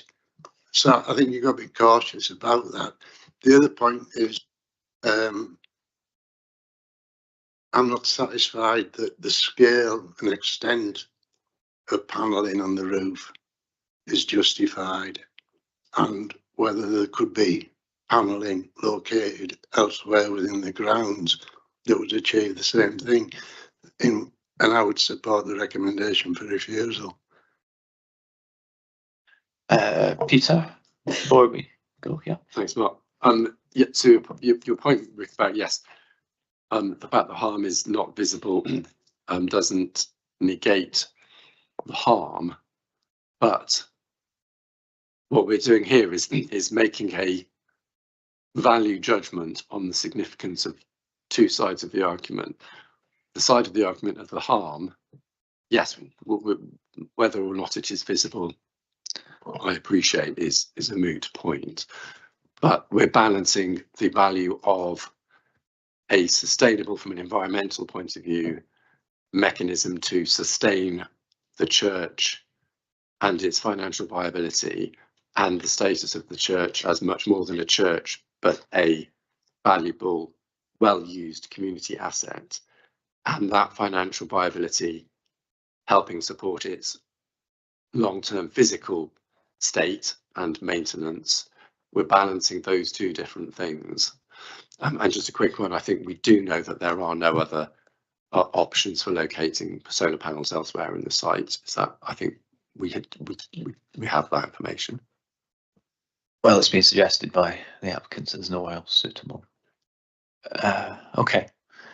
Anyone else want to say anything else before we proceed?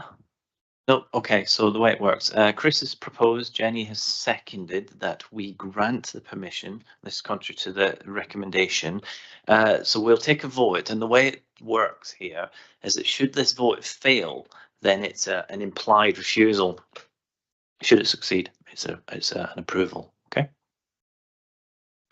So the proposal is that we grant planning permission. All those in favour? All those against?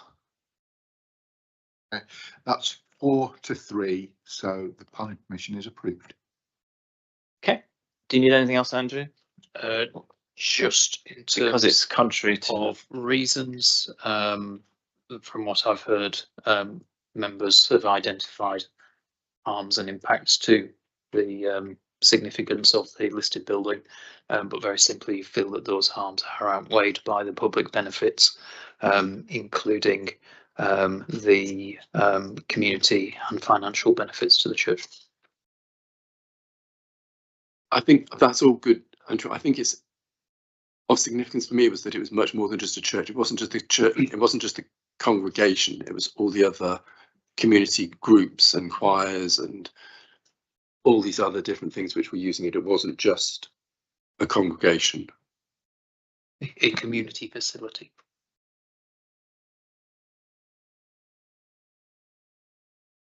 Our suggested conditions as well. Within 3 years, type of thing? Yeah, so at the bottom of the report, there was a condition section that said, had we been minded to approve the application, these are the conditions we would have recommended. I just wanted to clarify whether members would like to apply those. So a proposed condition with a standard time frame, that'd be 3 years from permission granted. Attached condition requiring the panels to be removed, roof made good if no longer required. Prevent, do you need pre-approval of the particular panel? Or is that left with the church? We've received details of the proposed panels. So just those two conditions. Time, plans, and then a condition requiring removal if no longer required. Yeah. Do we need to say anything about it? Well, that's they're okay. Yeah. Well, I suppose as members, those of us as a committee, are those conditions acceptable? Is there anything else we need to add about the location as per the drawings? Because we haven't. That's on the plan. Yeah, so that's done. Okay, right. Moving. Sorry, what have we just agreed to or not? I heard the question asked. Grant permission. 3 conditions: a time, it's got to be done within 3 years. Plans as plans submitted, and a condition requiring the removal should they no longer be required. Thank you. After I did the vote. Would you like us to have another vote? They would have to be within the proposal. So they are added technically after the vote. It's just the sort of normal mopping up process after. We would have to have the time limit condition. That's statutorily imposed anyway. We'd need the plans condition. They are normal things. The removal, if no longer required, is additional. I think you've got implied applied yes from everyone, most people here. Basically, we'll do a little vote now. How about that? So we've made the vote to grant the permission. Now we're going to make a vote for the conditions to be applied to that permission. The suggested 3 are there before us: the time, the plans, and the removal. All those in favour of those 3 conditions? Yeah. All those against? Abstain? Okay. Okay. So those condition approved. So I think we've done it properly there. Okay. Right. Okay. Next up. Thank you, Chris. You've got to go now. Next application. We're moving down the road a bit. We're going to Peacock Farm, Ashes Lane, and Abigail's going to come along and tell us about this one.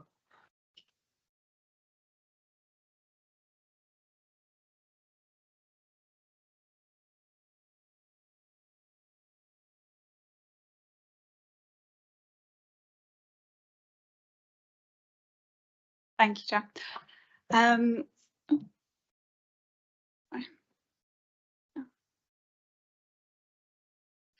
This application seeks prior approval for an extension to an existing livestock building, including a midden, welfare structure and hard standing at Peacock Farm. This application is before committee because the recommendation of approval is contrary to the representations received. So the site sits west of Plantation Bridge within an area of open countryside just north of Ashes Lane. There is an existing building that was approved last year in the southeast corner of the site, which this application proposes to extend. This is the proposed floor plan. The current building is 180 metres squared, and with the proposed extensions, the building would measure approximately 234 metres squared. The extensions include a covered muck midden, a covered welfare area, and a store. The existing hard standing is also proposed to be extended and a new section of hard standing added.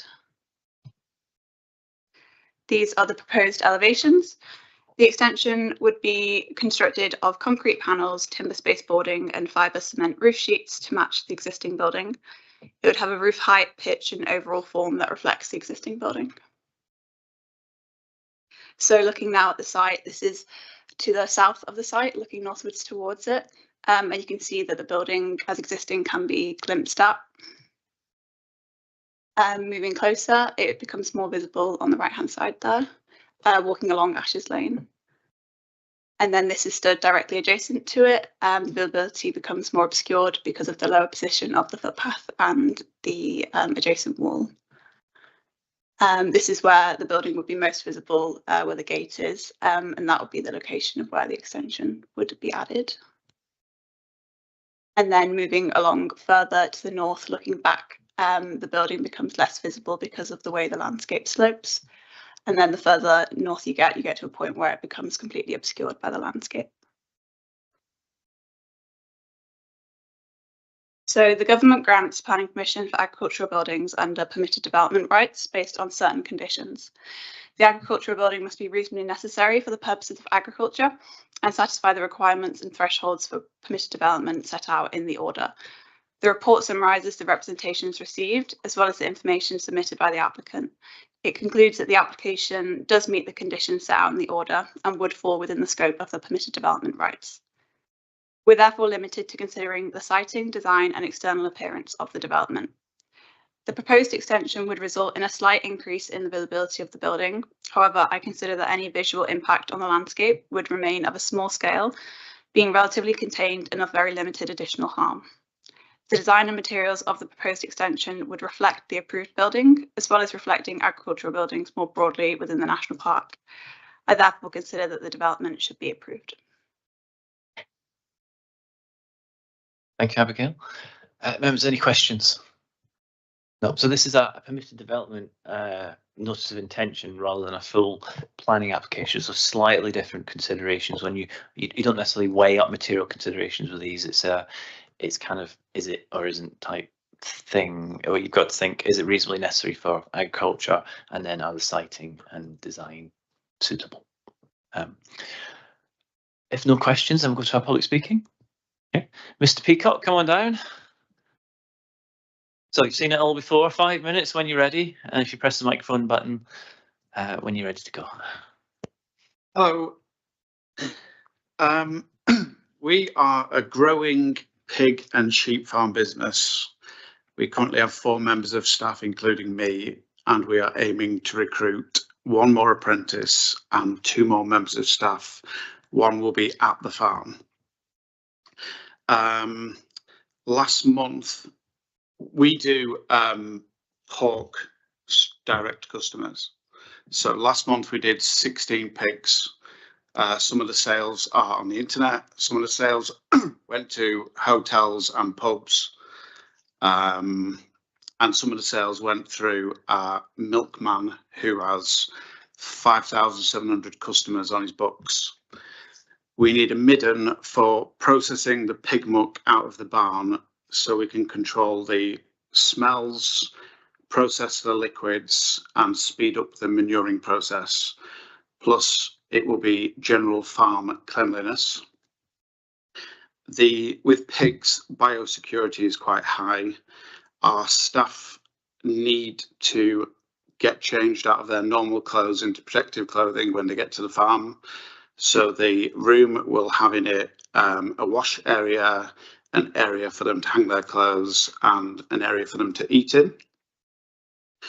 Both things are critical for the growth and the safety of this farm, ensuring our long-term plan as a farm to fork business can carry on.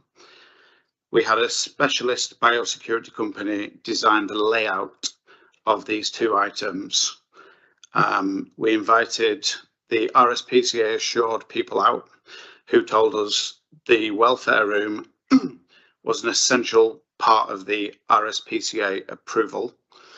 We also invited out the Environment Agency, who said a midden with a holding tank, so all the liquid goes into the holding tank, would be the perfect solution for pig muck storage.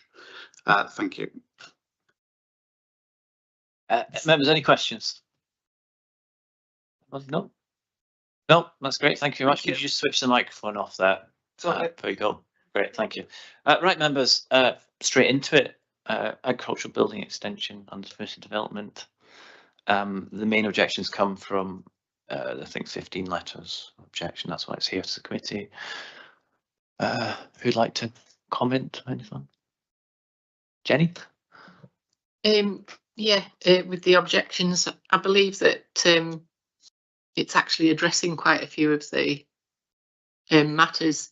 It says about overdevelopment, but it's like it's doing development that's required and getting rid of the pongs and nifs, isn't it, really? And also making the staff health and well-being. Yeah.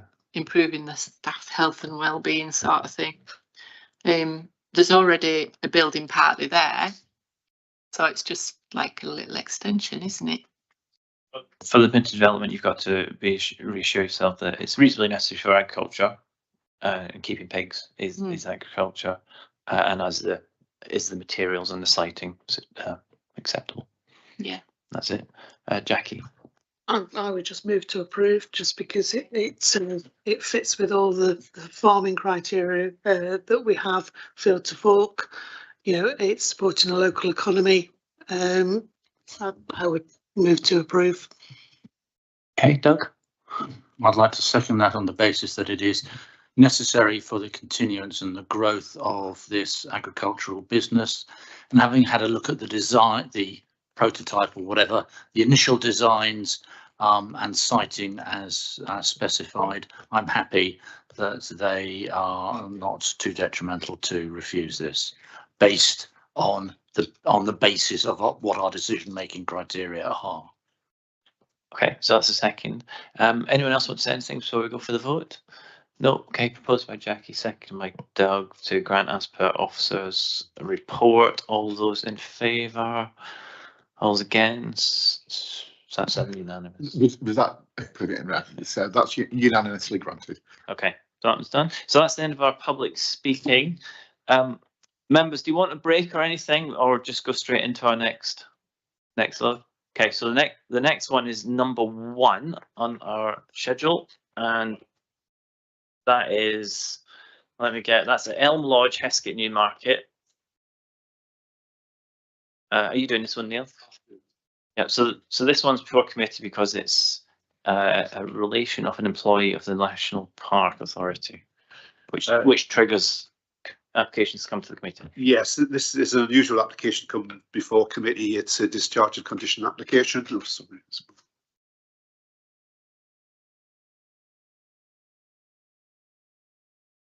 There we go. Yeah, so it's a discharge of conditions application. The site is Elm Lodge, which is a Grade 2 listed building at the edge of Heskett Newmarket.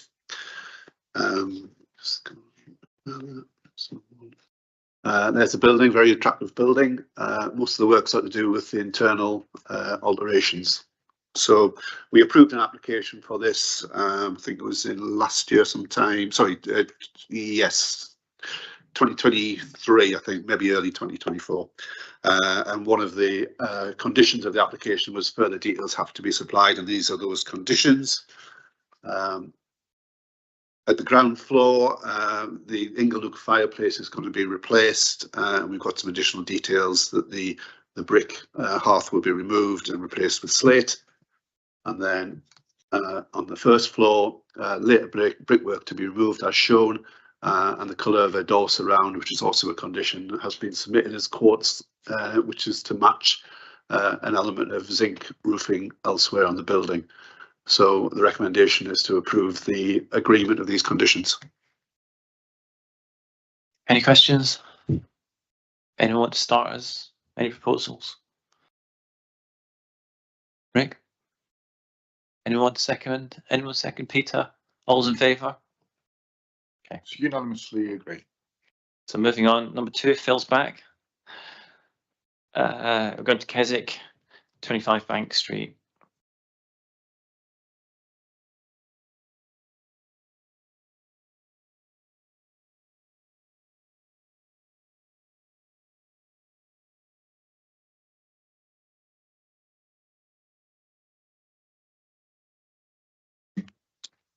Thank you, Chair. So this application is at 25 Bank Street, Keswick, mid-terrace guest house at the moment. The planning permission is sought to change the use of the guest house into a flexible use comprising either a guest house, a dwelling for permanent occupation, or to be used as holiday letting accommodation. The application before committee, because the recommendation is contrary to the views of the Town Council. One update to the report is we've had an additional letter of representation received from the Town Council where they wanted to raise a number of additional points. I've summarised these for your consideration. So the Council expresses concerns about the continued support given to the change of use applications to holiday letting accommodation in the town. They consider this as the single most important aspect of the implementation of this policy, which has and continues to cause damage to local communities, particularly neighbouring properties.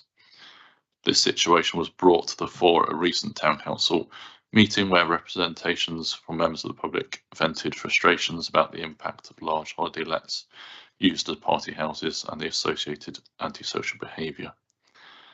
Despite being provided with the evidence of the impacts, the Lake District National Park Authority continues to approve such changes in the town.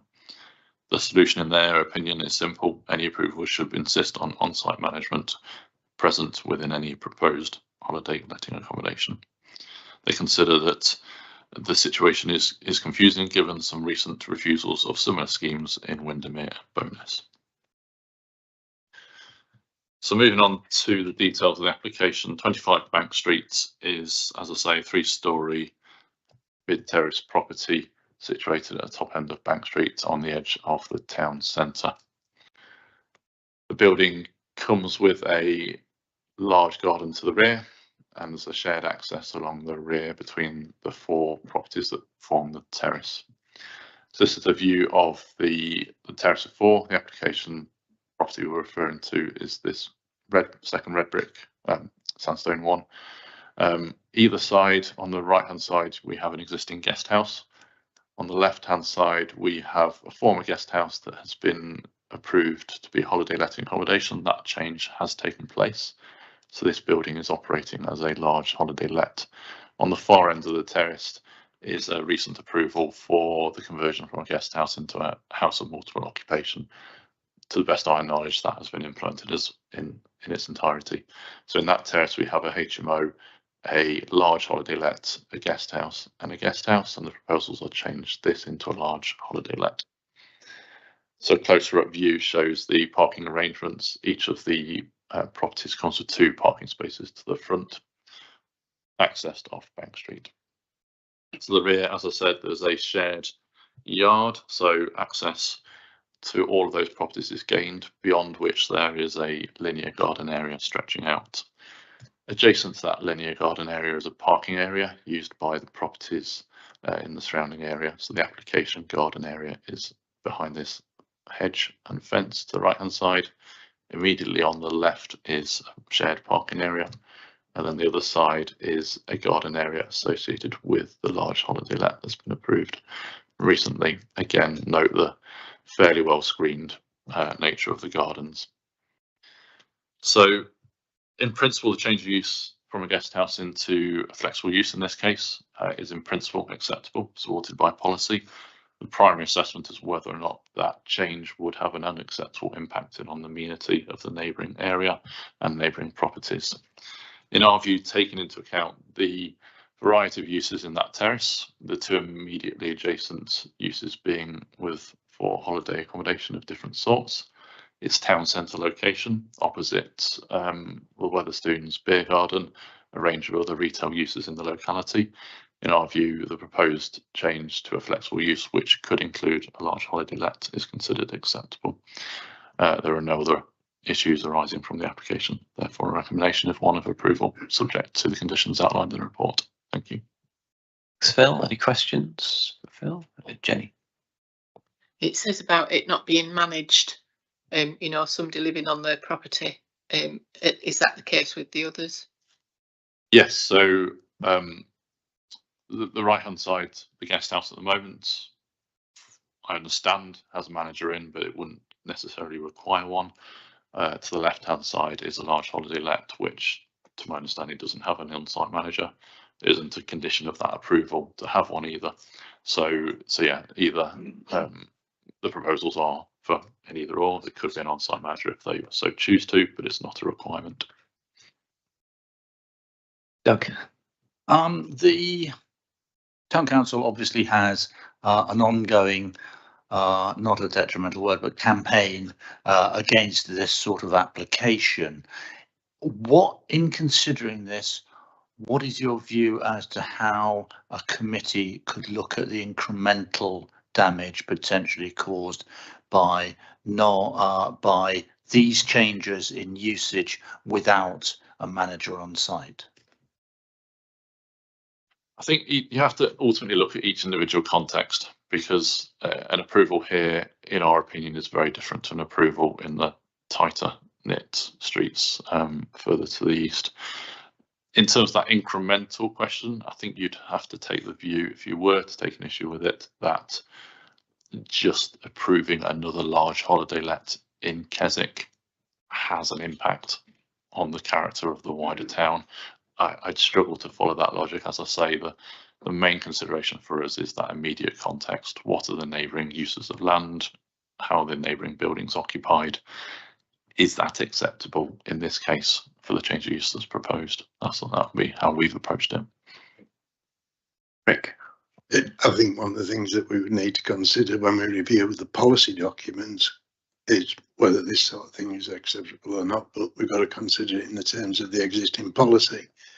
If there was a requirement for a manager or manager's accommodation, we can't require that the manager's in all the time. We can't require that the manager actually manages it, and we can't require the manager not to go to the party. So it's irrelevant and doesn't achieve anything. But it would be reviewing the policy that would be the way to deal with it.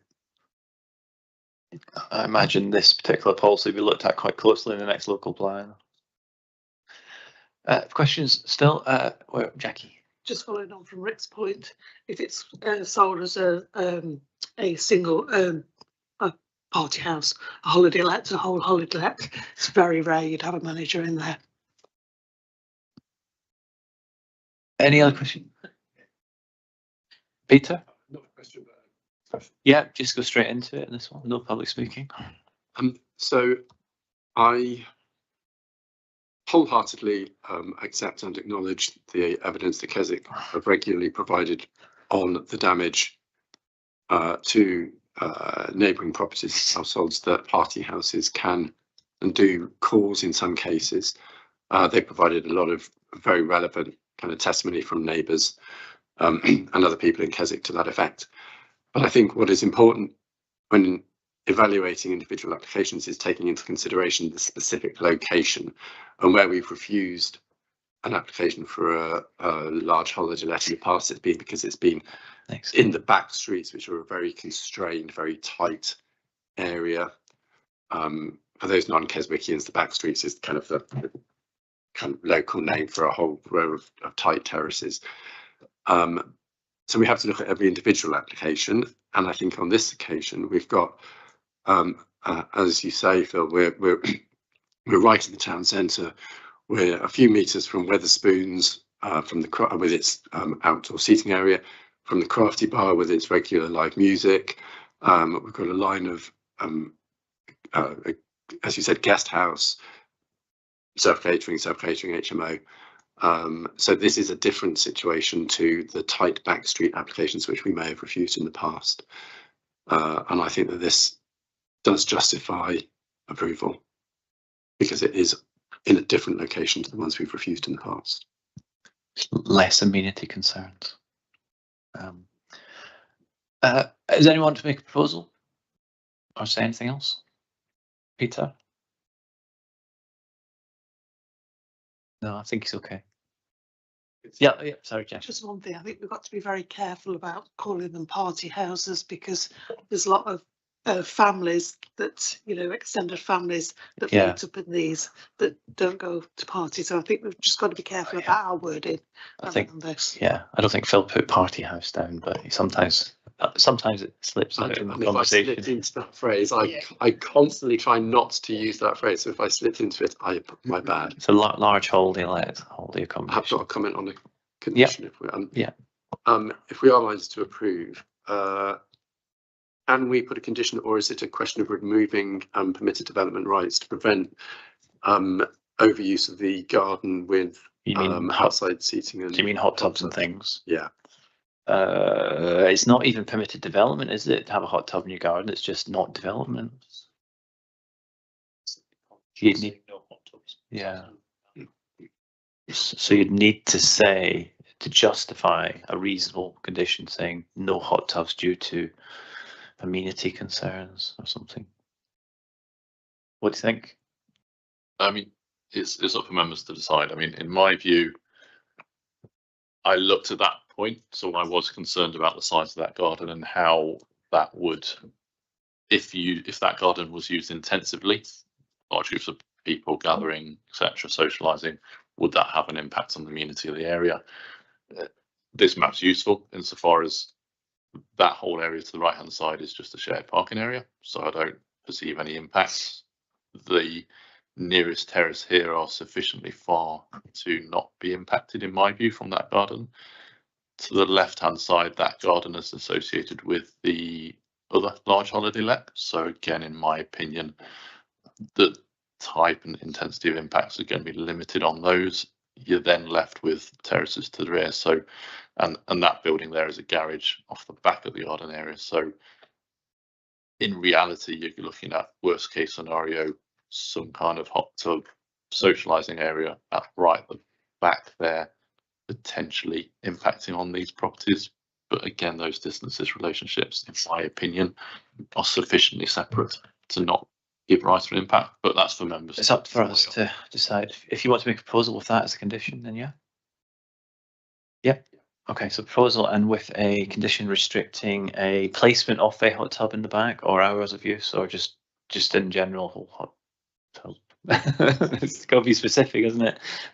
Right, no hot tub. Right, Rick. When we refer to the parking area, is there a need to retain the parking area? We're too busy. So yeah, Rick's gonna parking. The parking area you referred to, is that the parking area for this news? No, it's a separate use. So it's parking, a shared parking area for the houses around the back here. So, yeah. And if the houses nearby, they're subject to an Article 4 direction? That's my understanding. The Article 4 does cover extent of this. So if this one was to become a dwelling, should it be subject to the same Article 4 direction? Or have PD rights removed? That was the conversation we were just having that Phil raised, which is because of the nature of the application in terms of what's being sought. It already includes this is that flexible use, isn't it? So it could be used as a dwelling house. So, but then you can interchange back and forth. And also holiday letting accommodation could itself, although it's large, if it's actually in practice occupied by 4 or 5 people, or just from a family, then that would probably be a dwelling house of itself. So that question of is it worth removing PD rights because the PD rights for outbuildings are not affected by the Article 4 direction. So that's probably, based on where the conversation's going, that might be something that you want to consider as well. If you're concerned about hot tubs, then the same issue, which we would do a specific condition for, then the same sort of issue, which is providing a place and a space where people congregate outside unenclosed, would arise if you had a gazebo as well, potentially. So you may well want a hot tub condition and a take off the permitted development rights condition.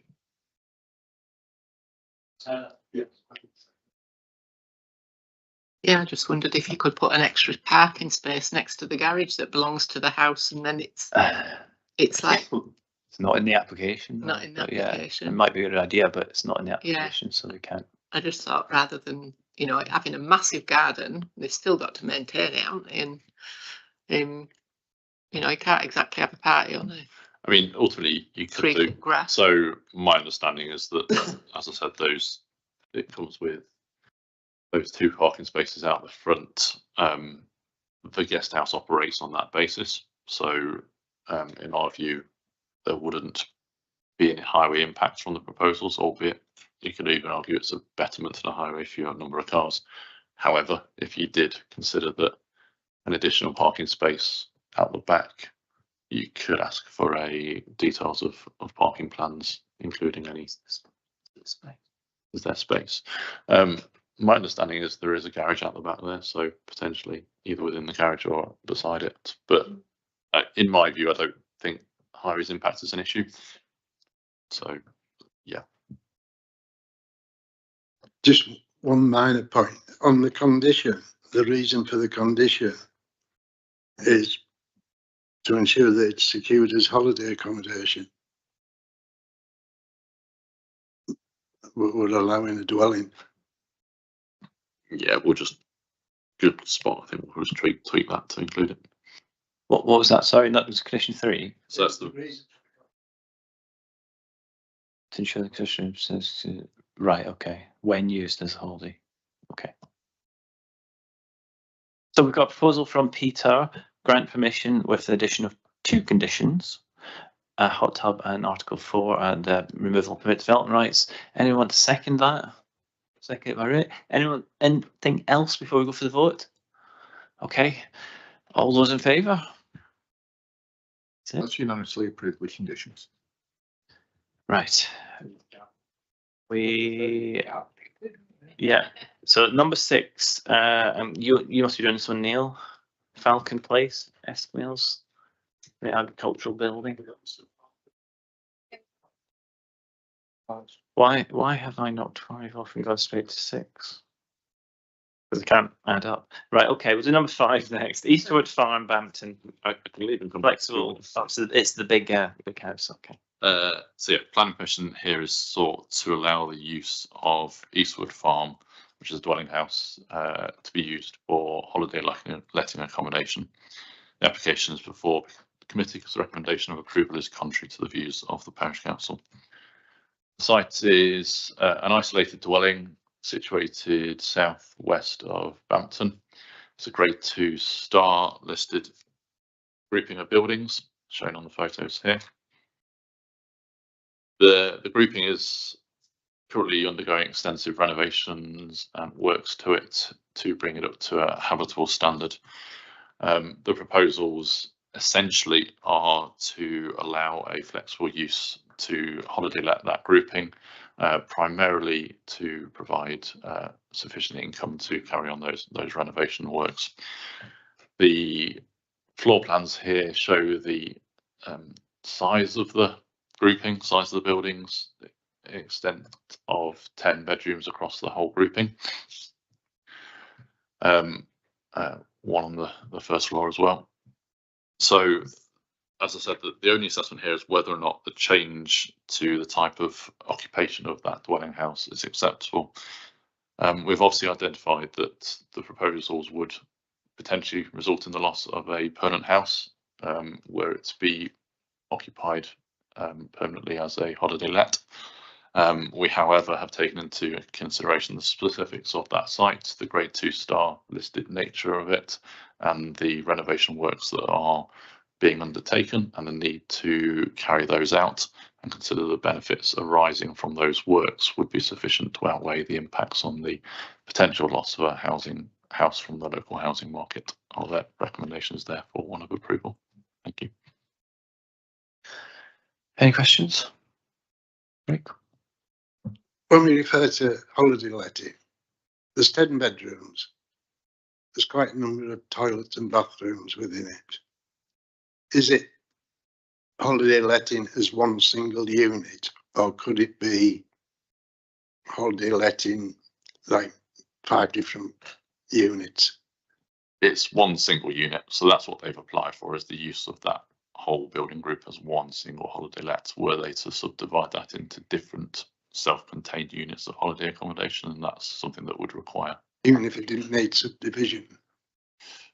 Yes, because it potentially would be a material change in how that site is used. Andrew's frowning at me now.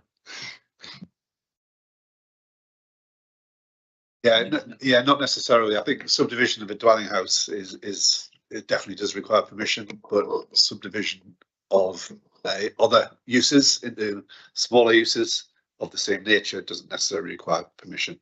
So yeah, I think it would almost certainly, well, if there was no need to subdivide it further, and that would trigger a listed building consent. That's the thing, really. I think it is a separate thing. I think it would be difficult to let it as it is in a different, individual lettings, basically, without doing some works. So it is possible, but I think it's unlikely. And this is something that, if it was a concern, we could look at dealing with through a condition, that it could only be occupied and let as a single unit of holiday letting accommodation. Peter? No? Yeah, Jackie. Just for clarification, the barn that's at the side, like the L-shaped bit, is that part of the application as well to be redeveloped? It's not part of the application to be redeveloped. It already has permission to be redeveloped. So we're looking at this section here, which has got 2 bedrooms. So that's already approved. The only thing we're considering is an alternative use of the resultant building and space. Thank you. I suppose the interesting thing about this is it could be let out as a holiday let in a certain aspect already. It's the size of this that requires the permission as a very large holiday let. Yeah, no parties. Condition, no parties to be held. Anyone want to make a proposal, comment? Back to Rick's point, could there be like a noise restriction on it?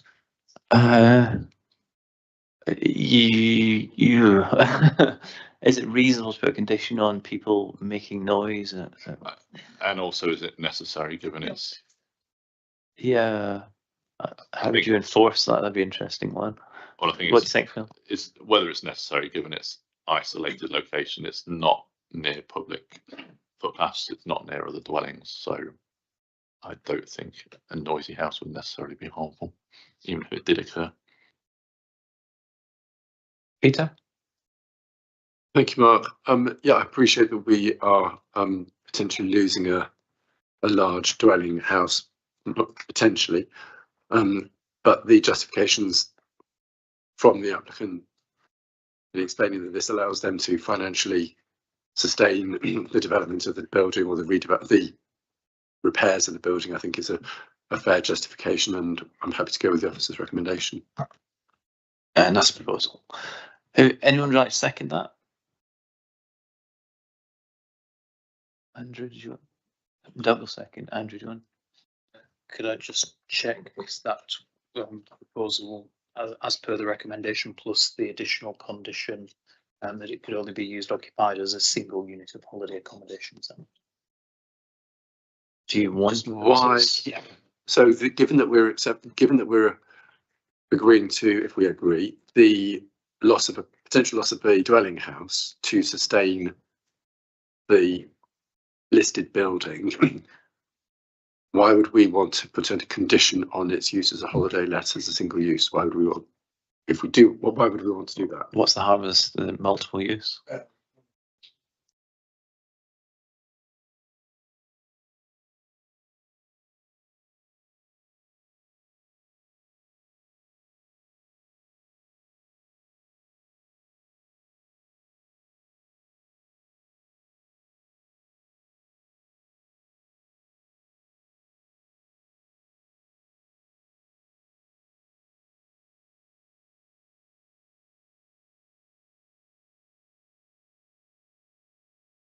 I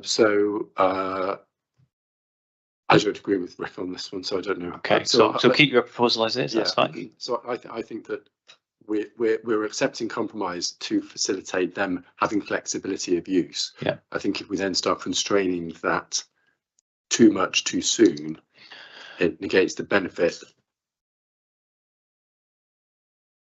So just the condition that it can be used as a flexible use. Is that wholly letting or residential, not and or? Say if they did split it into part residential, part holiday. If you split it into part residential and part holiday, that would be a material change of use.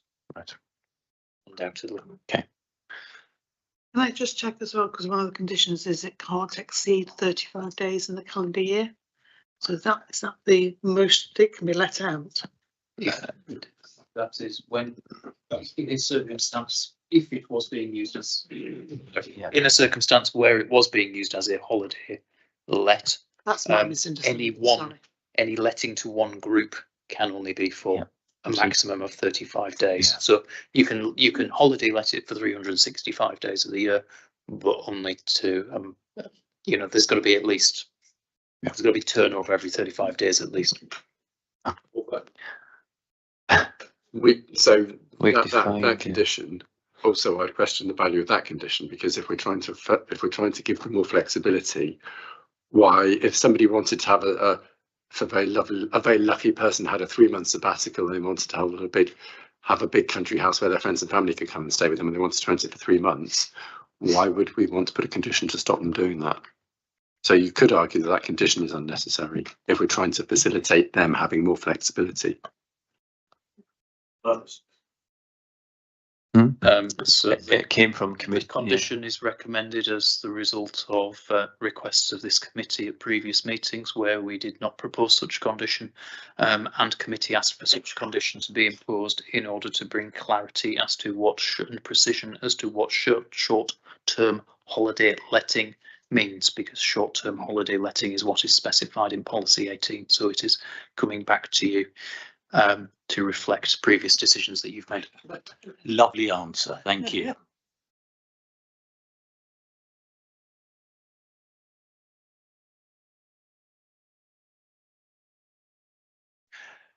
Yeah, so in your proposal, you could ask to remove that, and it's up for other members to decide if they want to second that or vote for that, or you could leave it as is.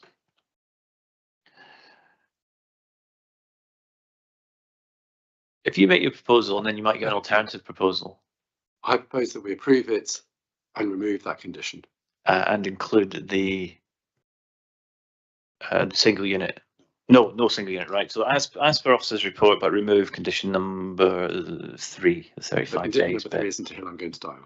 Yeah, don't die on a hill. So okay, right. So we've got a proposal. Anybody want to make an alternative proposal or second? Yep.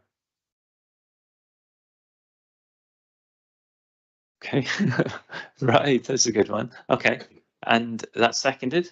So Rick's one is seconded. That's the one we'll take forward. Okay, anything else before we go for the vote? So as per officer's recommendation, it's just as per officer's recommendation. Oh, plus a single unit. Ah, right. Okay, Rick's. Okay, so the one we're going to go for that's been seconded is as per officer's recommendation with an additional condition saying single unit. All within a single unit. Don't split it off. Okay. Right, that's what we're going for. Additional one condition, single unit, and it's still 35 days. All those in favour? Okay, right, That's unanimous. right. We're going for that. Okay. Right. So, do you want to just plow on through these, or do you want to have your lunch? I think plow on. So number 6 now. Neil, we're going to agriculture buildings again.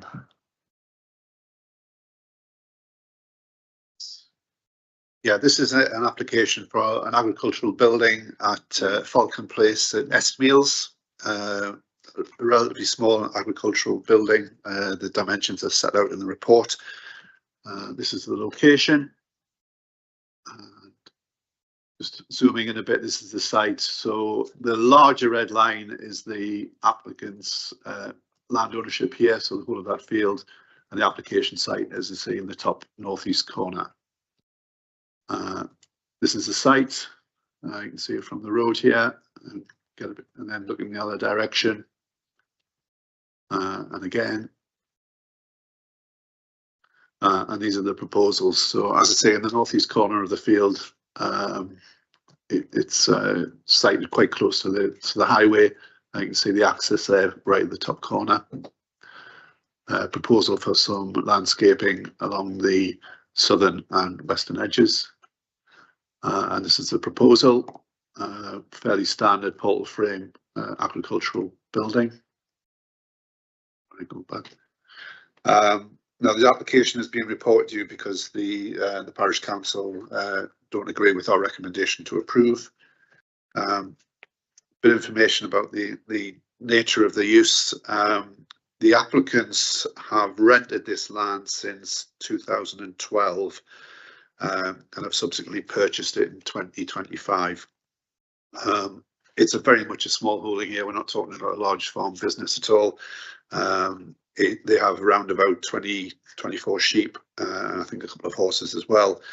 Currently, agricultural machinery is stored actually on the land or at the applicant's home, which is at 3 Falcon Place nearby.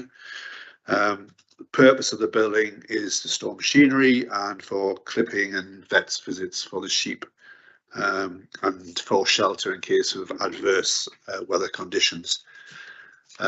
Our view is that it is reasonably necessary for agriculture. It's a relatively small building. It's a typical farm building, so the recommendation is to approve with conditions. What do you think? Agriculture building, yeah, Rick. Why is it so tall for sheep? 3. Yeah, I think. Yeah, I don't know what machinery they have, but I think generally speaking, most of the agricultural buildings we see these days are relatively tall because of the needs of machinery. Whether it's necessary for this particular one is probably dubious. I'm not sure a reduction in the height by however much it would be a significant difference. As we see from the photographs, it's a very exposed, open, flat landscape. So I think any building there is definitely going to be noticeable. But you're required to have a dark green roof, so it blends in. But we don't control the walls. We don't control the height. And why dark green? Why not grey? Why not slate colour? The pig farm that we recently approved, white roof, no controls. Yeah, I mean, my view is that generally speaking, that if you have a pale roof, it does tend to exaggerate the height. And I appreciate that previous one which we've seen earlier. I think that probably illustrates the point in some ways, that it does appear larger. In this case, we've got no other buildings around it. You can see the odd sort of patch of greenery, sort of trees, conifer trees possibly. And I think in this location, a dark green, juniper green would be the right thing to go for. So that's why we've recommended that. And any colour for the walls? Again, my experience is that if you have light walls under a dark roof, that tends to squash the apparent appearance.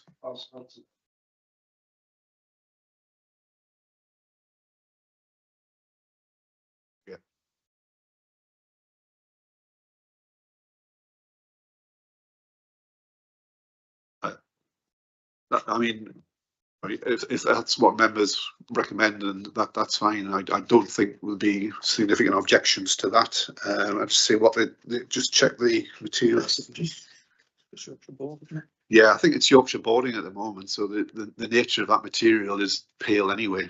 So they could paint it though, in theory. Yes, it would be possible to paint it, and in my experience, the farmers don't tend to paint it because it's expensive and it doesn't really get you any further forward. But again, if members were concerned about that, we could put a condition on that it shouldn't be painted, or that the Yorkshire boarding should be, the wall should be retained as Yorkshire boarding rather than replaced by another material. Jenny? I just wondered if there was a fear that sometimes these buildings get put up and then gradually transferred into a dwelling. I wondered if there could be any condition put on that it goes no further than agricultural. You'll see there's a recommended condition that if it ceases to be used for agriculture, the building should be removed. So that should address that point. The point about perhaps being used as a Trojan horse, perhaps for a house at some point, is it does happen. I don't think it's reasonable for us to speculate on what might happen in the future. And we do know two things in this case: that A, it's a very small business, so I don't think it really justifies a dwelling, and they also live quite close by anyway. So both those circumstances would mitigate against a future application for a dwelling, but we can't say for certain. We can't prejudge any decision that comes on. But as it stands, I don't think there's any justification for an additional dwelling there. Jackie? There's obviously concern from the parish council regarding flooding, and then there's been a flood being saying that it's in zone 2 and it's not liable. Is there any evidence that it has flooded in the past? Yeah, I think we have to rely on what the Environment Agency tells us, that it is vulnerable to flooding. I mean, usually the flood recommendations are calculated without the benefit of any sea defences, for example, which I think would be sea defences in this case. I think our view is that it's not a building which is going to be occupied by people, so there's less likely to be issues there with regard to loss of limb or life. And it's what's called a less than vulnerable development in flood risk terms. So I think in this particular case, I can't see that either it would be particularly vulnerable to flooding itself or is likely to cause flooding elsewhere. Okay. Anyone want to progress us? Shall I pick somebody? How about that? Doug. Thank you, Chair. I'm willing to accept and agree with the officer's recommendation, and therefore I'd like to propose that. That's great. Anyone second? Yeah, Jackie. I'll second that. Okay, all in favour? Is that in favour, Rick, or is that, I don't know. All against? Abstain? Okay. So that's 5 in favour, 1 abstention. Right, we've got three more cases to go according to my calculations. So we're going to Little Langdale, land adjacent to the south of Sunnybank Cottage, septic tank. And Chris has come back.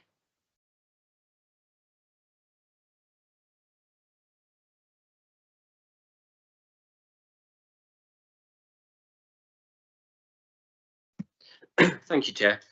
Planning permission is sought to install a package treatment plant to replace an existing septic tank within a field at Little Langdale. I am reporting this application to committee because the owner of the site is a relative to a member of staff of the National Park Authority.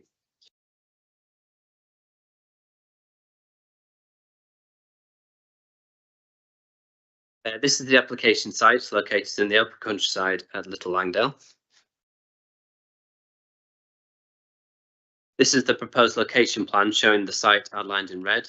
The treatment plant would be associated with Sunnybank Cottage, which is outlined in blue.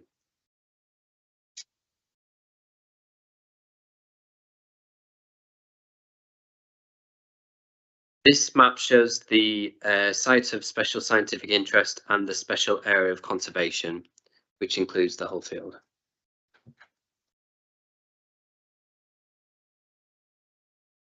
This is the existing site plan, which shows the existing septic tank.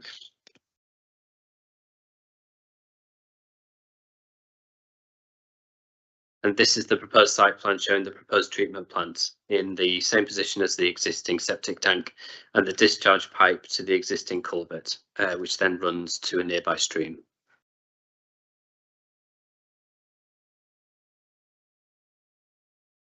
This photo shows the location of the septic tank to the left of the photo and Sunnybank Cottage across the road to the right of the photo.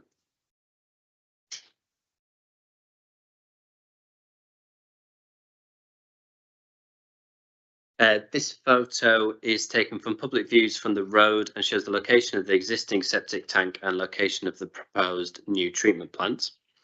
The proposed septic tank requires replacing as it fails to adhere to the Environment Agency standards and is at risk of significantly polluting the special area of conservation. Its replacement with a treatment plant which specifically reduces nitrogen and phosphorus discharge levels would be a significant betterment to the existing situation. The location proposed would minimise the excavation required and would require less disturbance within the special area of conservation. Subject to the recommended condition, which would ensure that the package treatment plant approved has a maximum nitrogen discharge of 10 milligrams per litre and a maximum phosphorus discharge of 3 milligrams per litre. I consider that the proposed development would not harm the protected sites and would comply with policy 04. I'm therefore recommending approval subject to the conditions stated in the report. The reason it's here is because it's a relative member of staff, otherwise septic tanks are usually covered by our own planning documents, which is like automatic delegated approval, I think. Anyone want to start us? Anyone want to make a proposal for this one? I would just propose to approve. Yeah, all acceptable. Anyone want to second that? Jenny? All in favour? Okay. Honestly approved. Thanks for hanging on, Chris. So our next one is number 9, and going to Grasmere at the Wordsworth Hotel, and Oliver's coming up.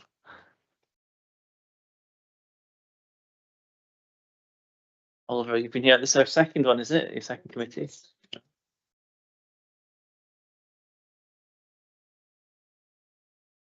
Thank you, Chair. Good afternoon, committee.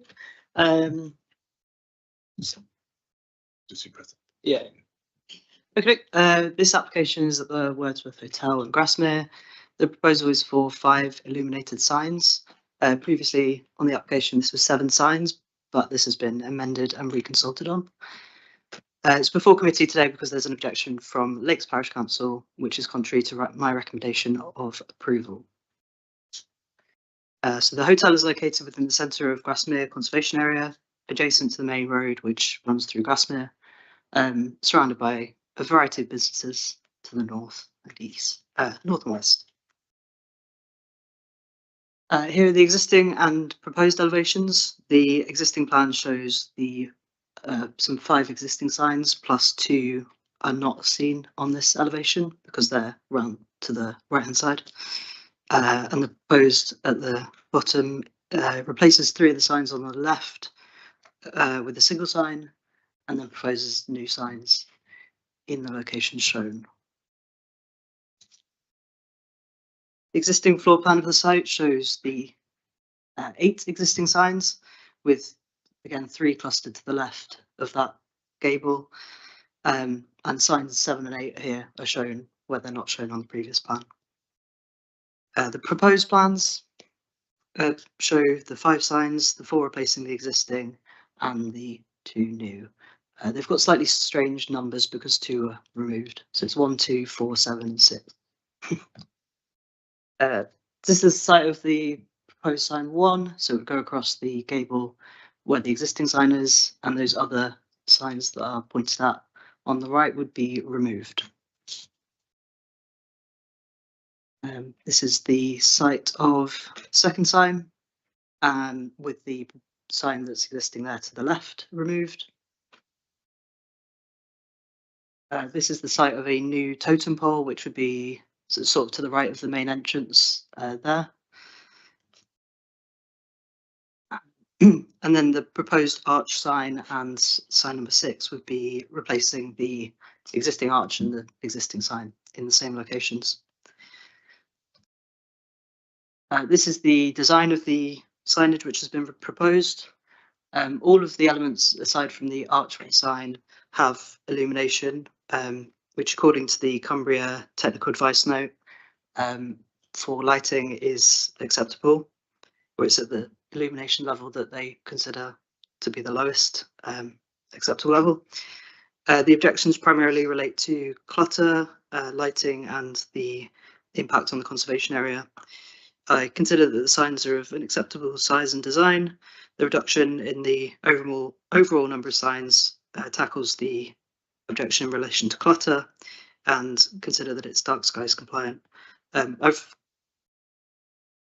I'll leave it there. Recommend approval with conditions. Thank you, Oliver. Thank you. Doug. Excuse me.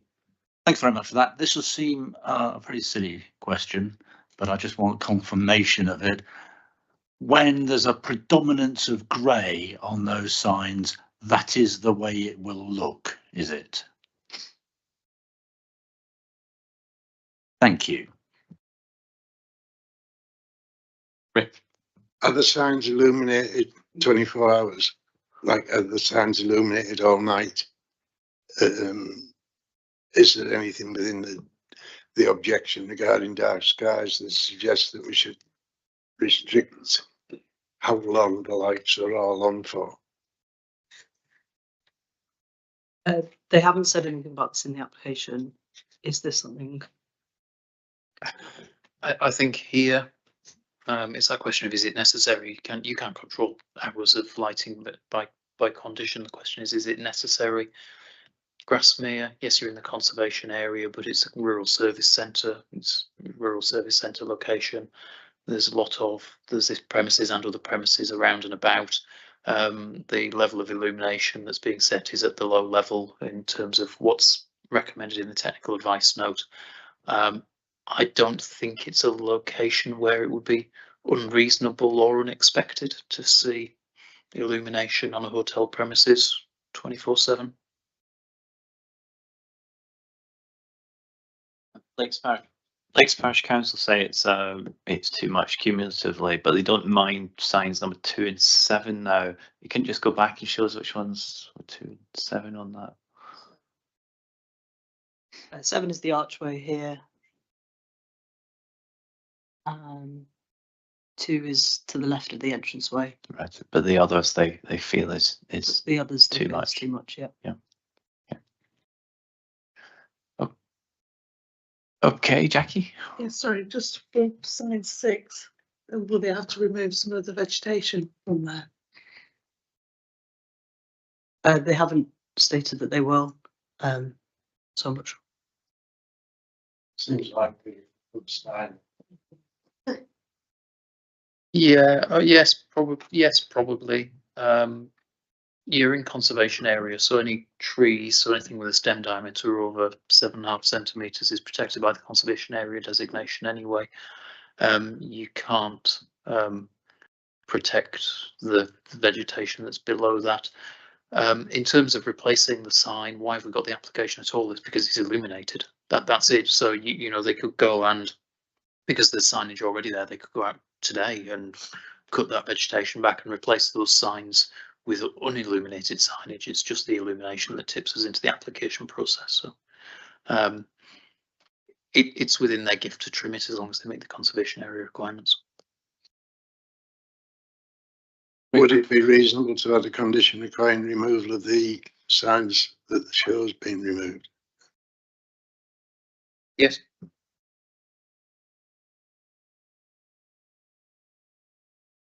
I'll go over any conditions that are proposed. Okay, any other questions? Anyone want to progress us on, Rick? Do you want that condition?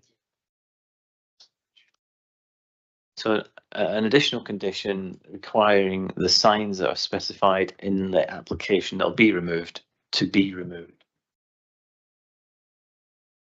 Anyone second? Peter? All in favour? That's unanimously approved, subject to conditions. Okay, that's great. Thank you, Oliver. Moving on, number 12. Ben's been waiting patiently to tell us about Clover Lee, Kirkbarrow Road in Windermere.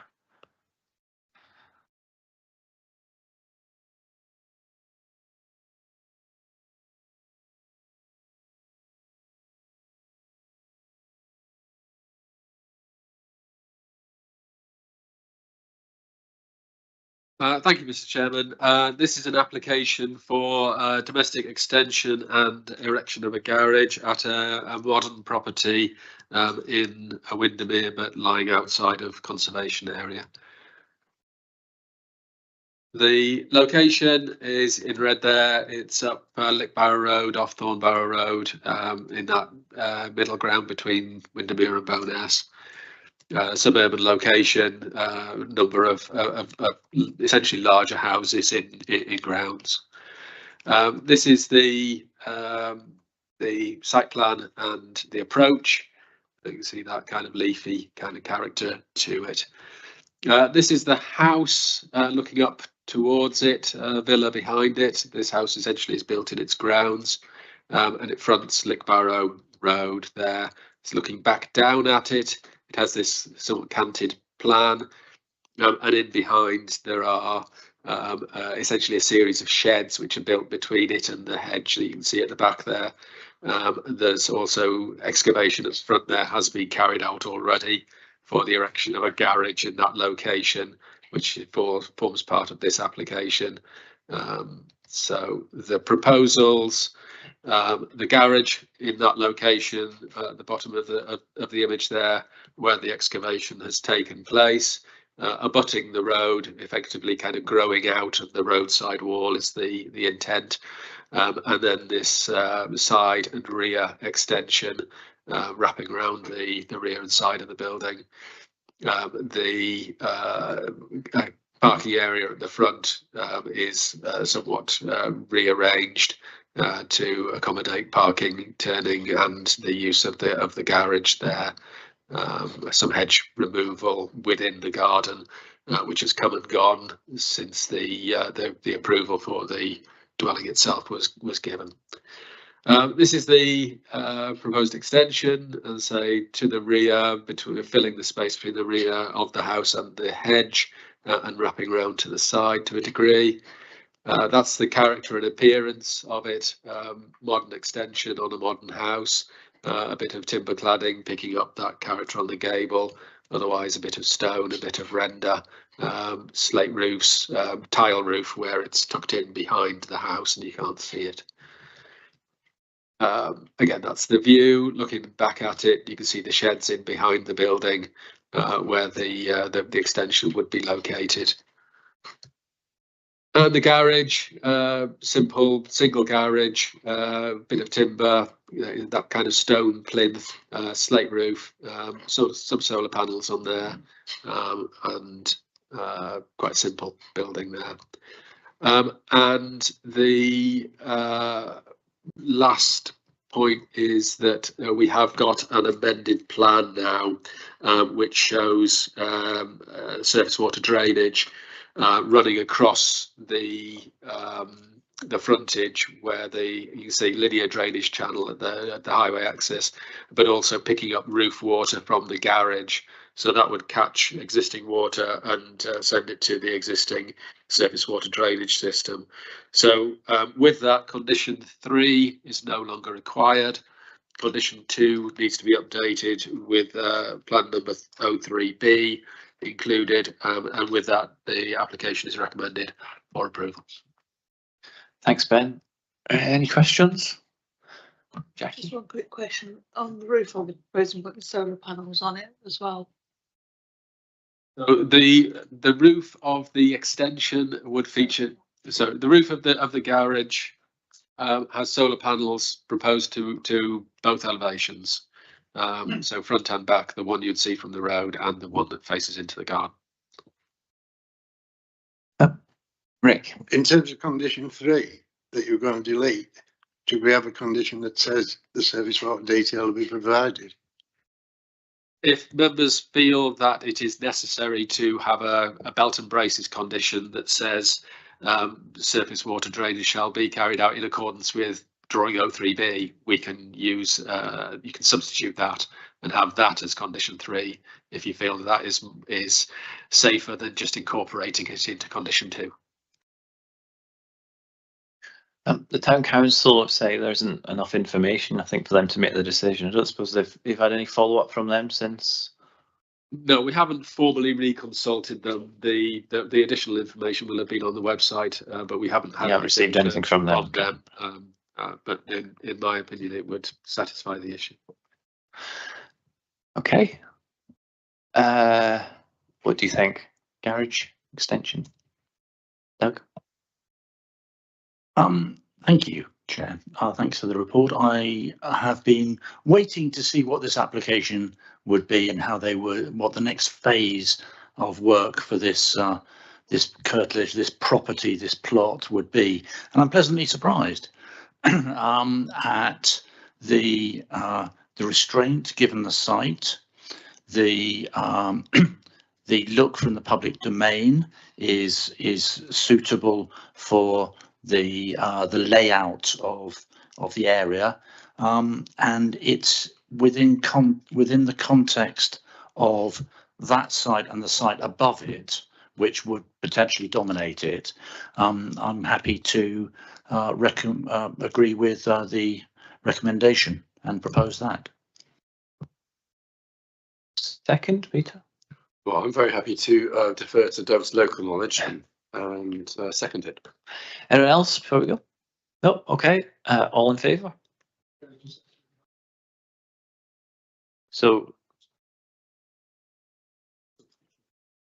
do you want to read us what that would be, the substitute? I've agree with. got that we would update condition 2 to reflect the revised drawings and substitute the existing condition 3 with an alternative condition which requires the implementation of the surface water drainage scheme. Is that acceptable, Doug? Acceptable. Okay. All in favour? That's unanimously approved. That's the end of our applications, and it's after 1 o'clock. So moving on to the final parts of the meeting, we've got delegated planning applications. Anything on those? Yeah. Ask about the Beach Hill Hotel, really, and the staff. Yes. Is that on that one? The Beach Hill Hotel have refused Delegated refusing accommodation now. Staff accommodation, one or at least 2 of those, yeah. Yeah, it says about highways refusing it, and I don't know whether this would be seen as predetermined or not, but he actually had me go to it before the planning permission was put in, before I was on any planning things, and what he was wanting to do was actually take the bin wagon off the road. So that was one thing with the highways thing. I don't see how that would hinder the highway, really, if he was sort of taking the bin wagon off the road off the A592, because it's a narrow road for one thing, and yeah, I just feel like that would not hinder it, it would improve it. And also where he told me he wanted to extend to, it didn't look like ancient woodland, it looked like spurs off trees. I believe that the Cartmel Fell didn't object to it. Most of his staff at the Beach Hill that lived there were not from this country. I went in the actual block, and it was men and women sharing bathrooms and toilets and just generally like called it. And yeah, I didn't understand why it had been delegated to refuse really. I'll pick those up in reverse order then. I've been in there as well. The operator's been spending, making significant investments in improving that accommodation, because when he took it on, it was poor, and he was of the same mind as you of this is not acceptable, and he has been investing and improving that, and that has meant enlarging the rooms, providing private ensuite facilities, much improved. That has meant that he's had to reduce the number of rooms. And that is what has been driving this aspiration to provide more accommodation. Ancient woodland isn't about the edge of the trees. Ancient woodland is land that has been likely continually afforested since at least 1600. So you've got over 400 years worth of trees and succession on that land, which gives you not just the standing trees, and the standing trees might not be very interesting. You might even be stood in a plantation, but you've got some soil and soils and stuff that's going on there. They are irreplaceable habitats. They are mapped and identified by Natural England. So by the land, it might not look, when you're on it, you might go, this is a bit scrubby, but it is ancient woodland. And it is therefore afforded the protection by the NPPF that you've give to irreplaceable habitats, which is extremely strong, and states that any loss or degradation of an irreplaceable habitat should be refused, and degradation is just making worse. So, building out into that space, it's certainly on one of the applications which would have gone into that ancient woodland, was problematic. In terms of the highway safety point, we disagree. On that, and we're supported by Highways with that. So the proposal was to enlarge that existing area to provide access up to a new parking area, so providing for more vehicles to park within that space. It's a 50-mile-an-hour speed limit. Visibility would have been next to zero. It would have just been, it wasn't demonstrated as being safe.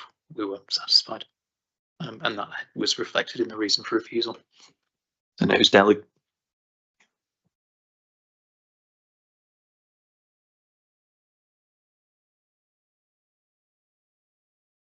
Yes, so ancient woodland, it is mapped by DEFRA, so on the DEFRA Magic Map.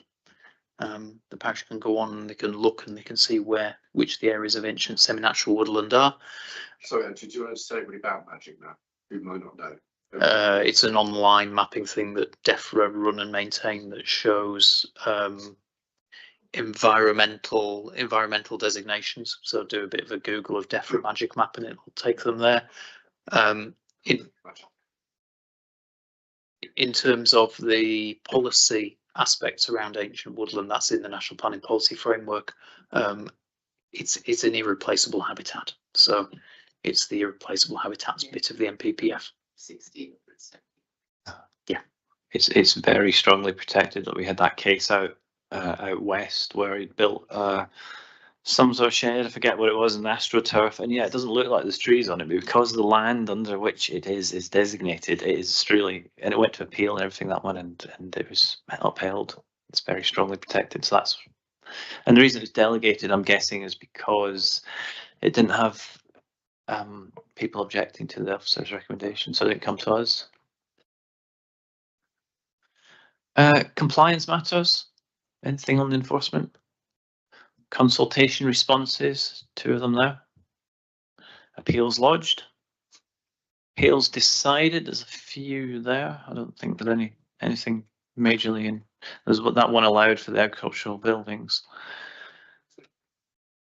On appeals lodged, appeals decided, the Above Derwent Parish Council wanted to particularly thank officers for the work that they had carried out on the Thwaite Howe appeal, because they appreciated a lot of work that gone into it. Thank you. I'll pass that on to Phil. It's not Phil. I emailed him a moment ago. It wasn't him. I will. I will, I've emailed you. I will pass that on to the appropriate to the appropriate case planner. That's certainly not Phil. Preservation orders made, one at Blath. So 174. It was an enforcement appeal, wasn't it? Which That's will why. So it was an appeal. It's an appeal on against an enforcement notice. It'll be one of our enforcement team. Yeah, also it was Simon. Yeah, it's you're in on uploaded. Tree preservation orders made, one at Borrowdale, one at Windermere, and that's it. 1:30. Yes, gained you 2 hours there. Right, Helen, if you could switch the recording off. I wonder if just in 1 minute, Neil and Andrew, if you could just tell us, because the scheme of delegation nationally has changed, but it's not changed for us. So other authorities might have it slightly different for their planning committees. Yeah, just switch off. It's okay. Yeah, it doesn't matter. It's just a quick update. So just do you think? Yeah. So the government has introduced a national scheme of delegation. Those who sit on Westmoreland, Furness, or Cumberland will be familiar with this. So that is the government seeking to get more applications determined through the delegated process,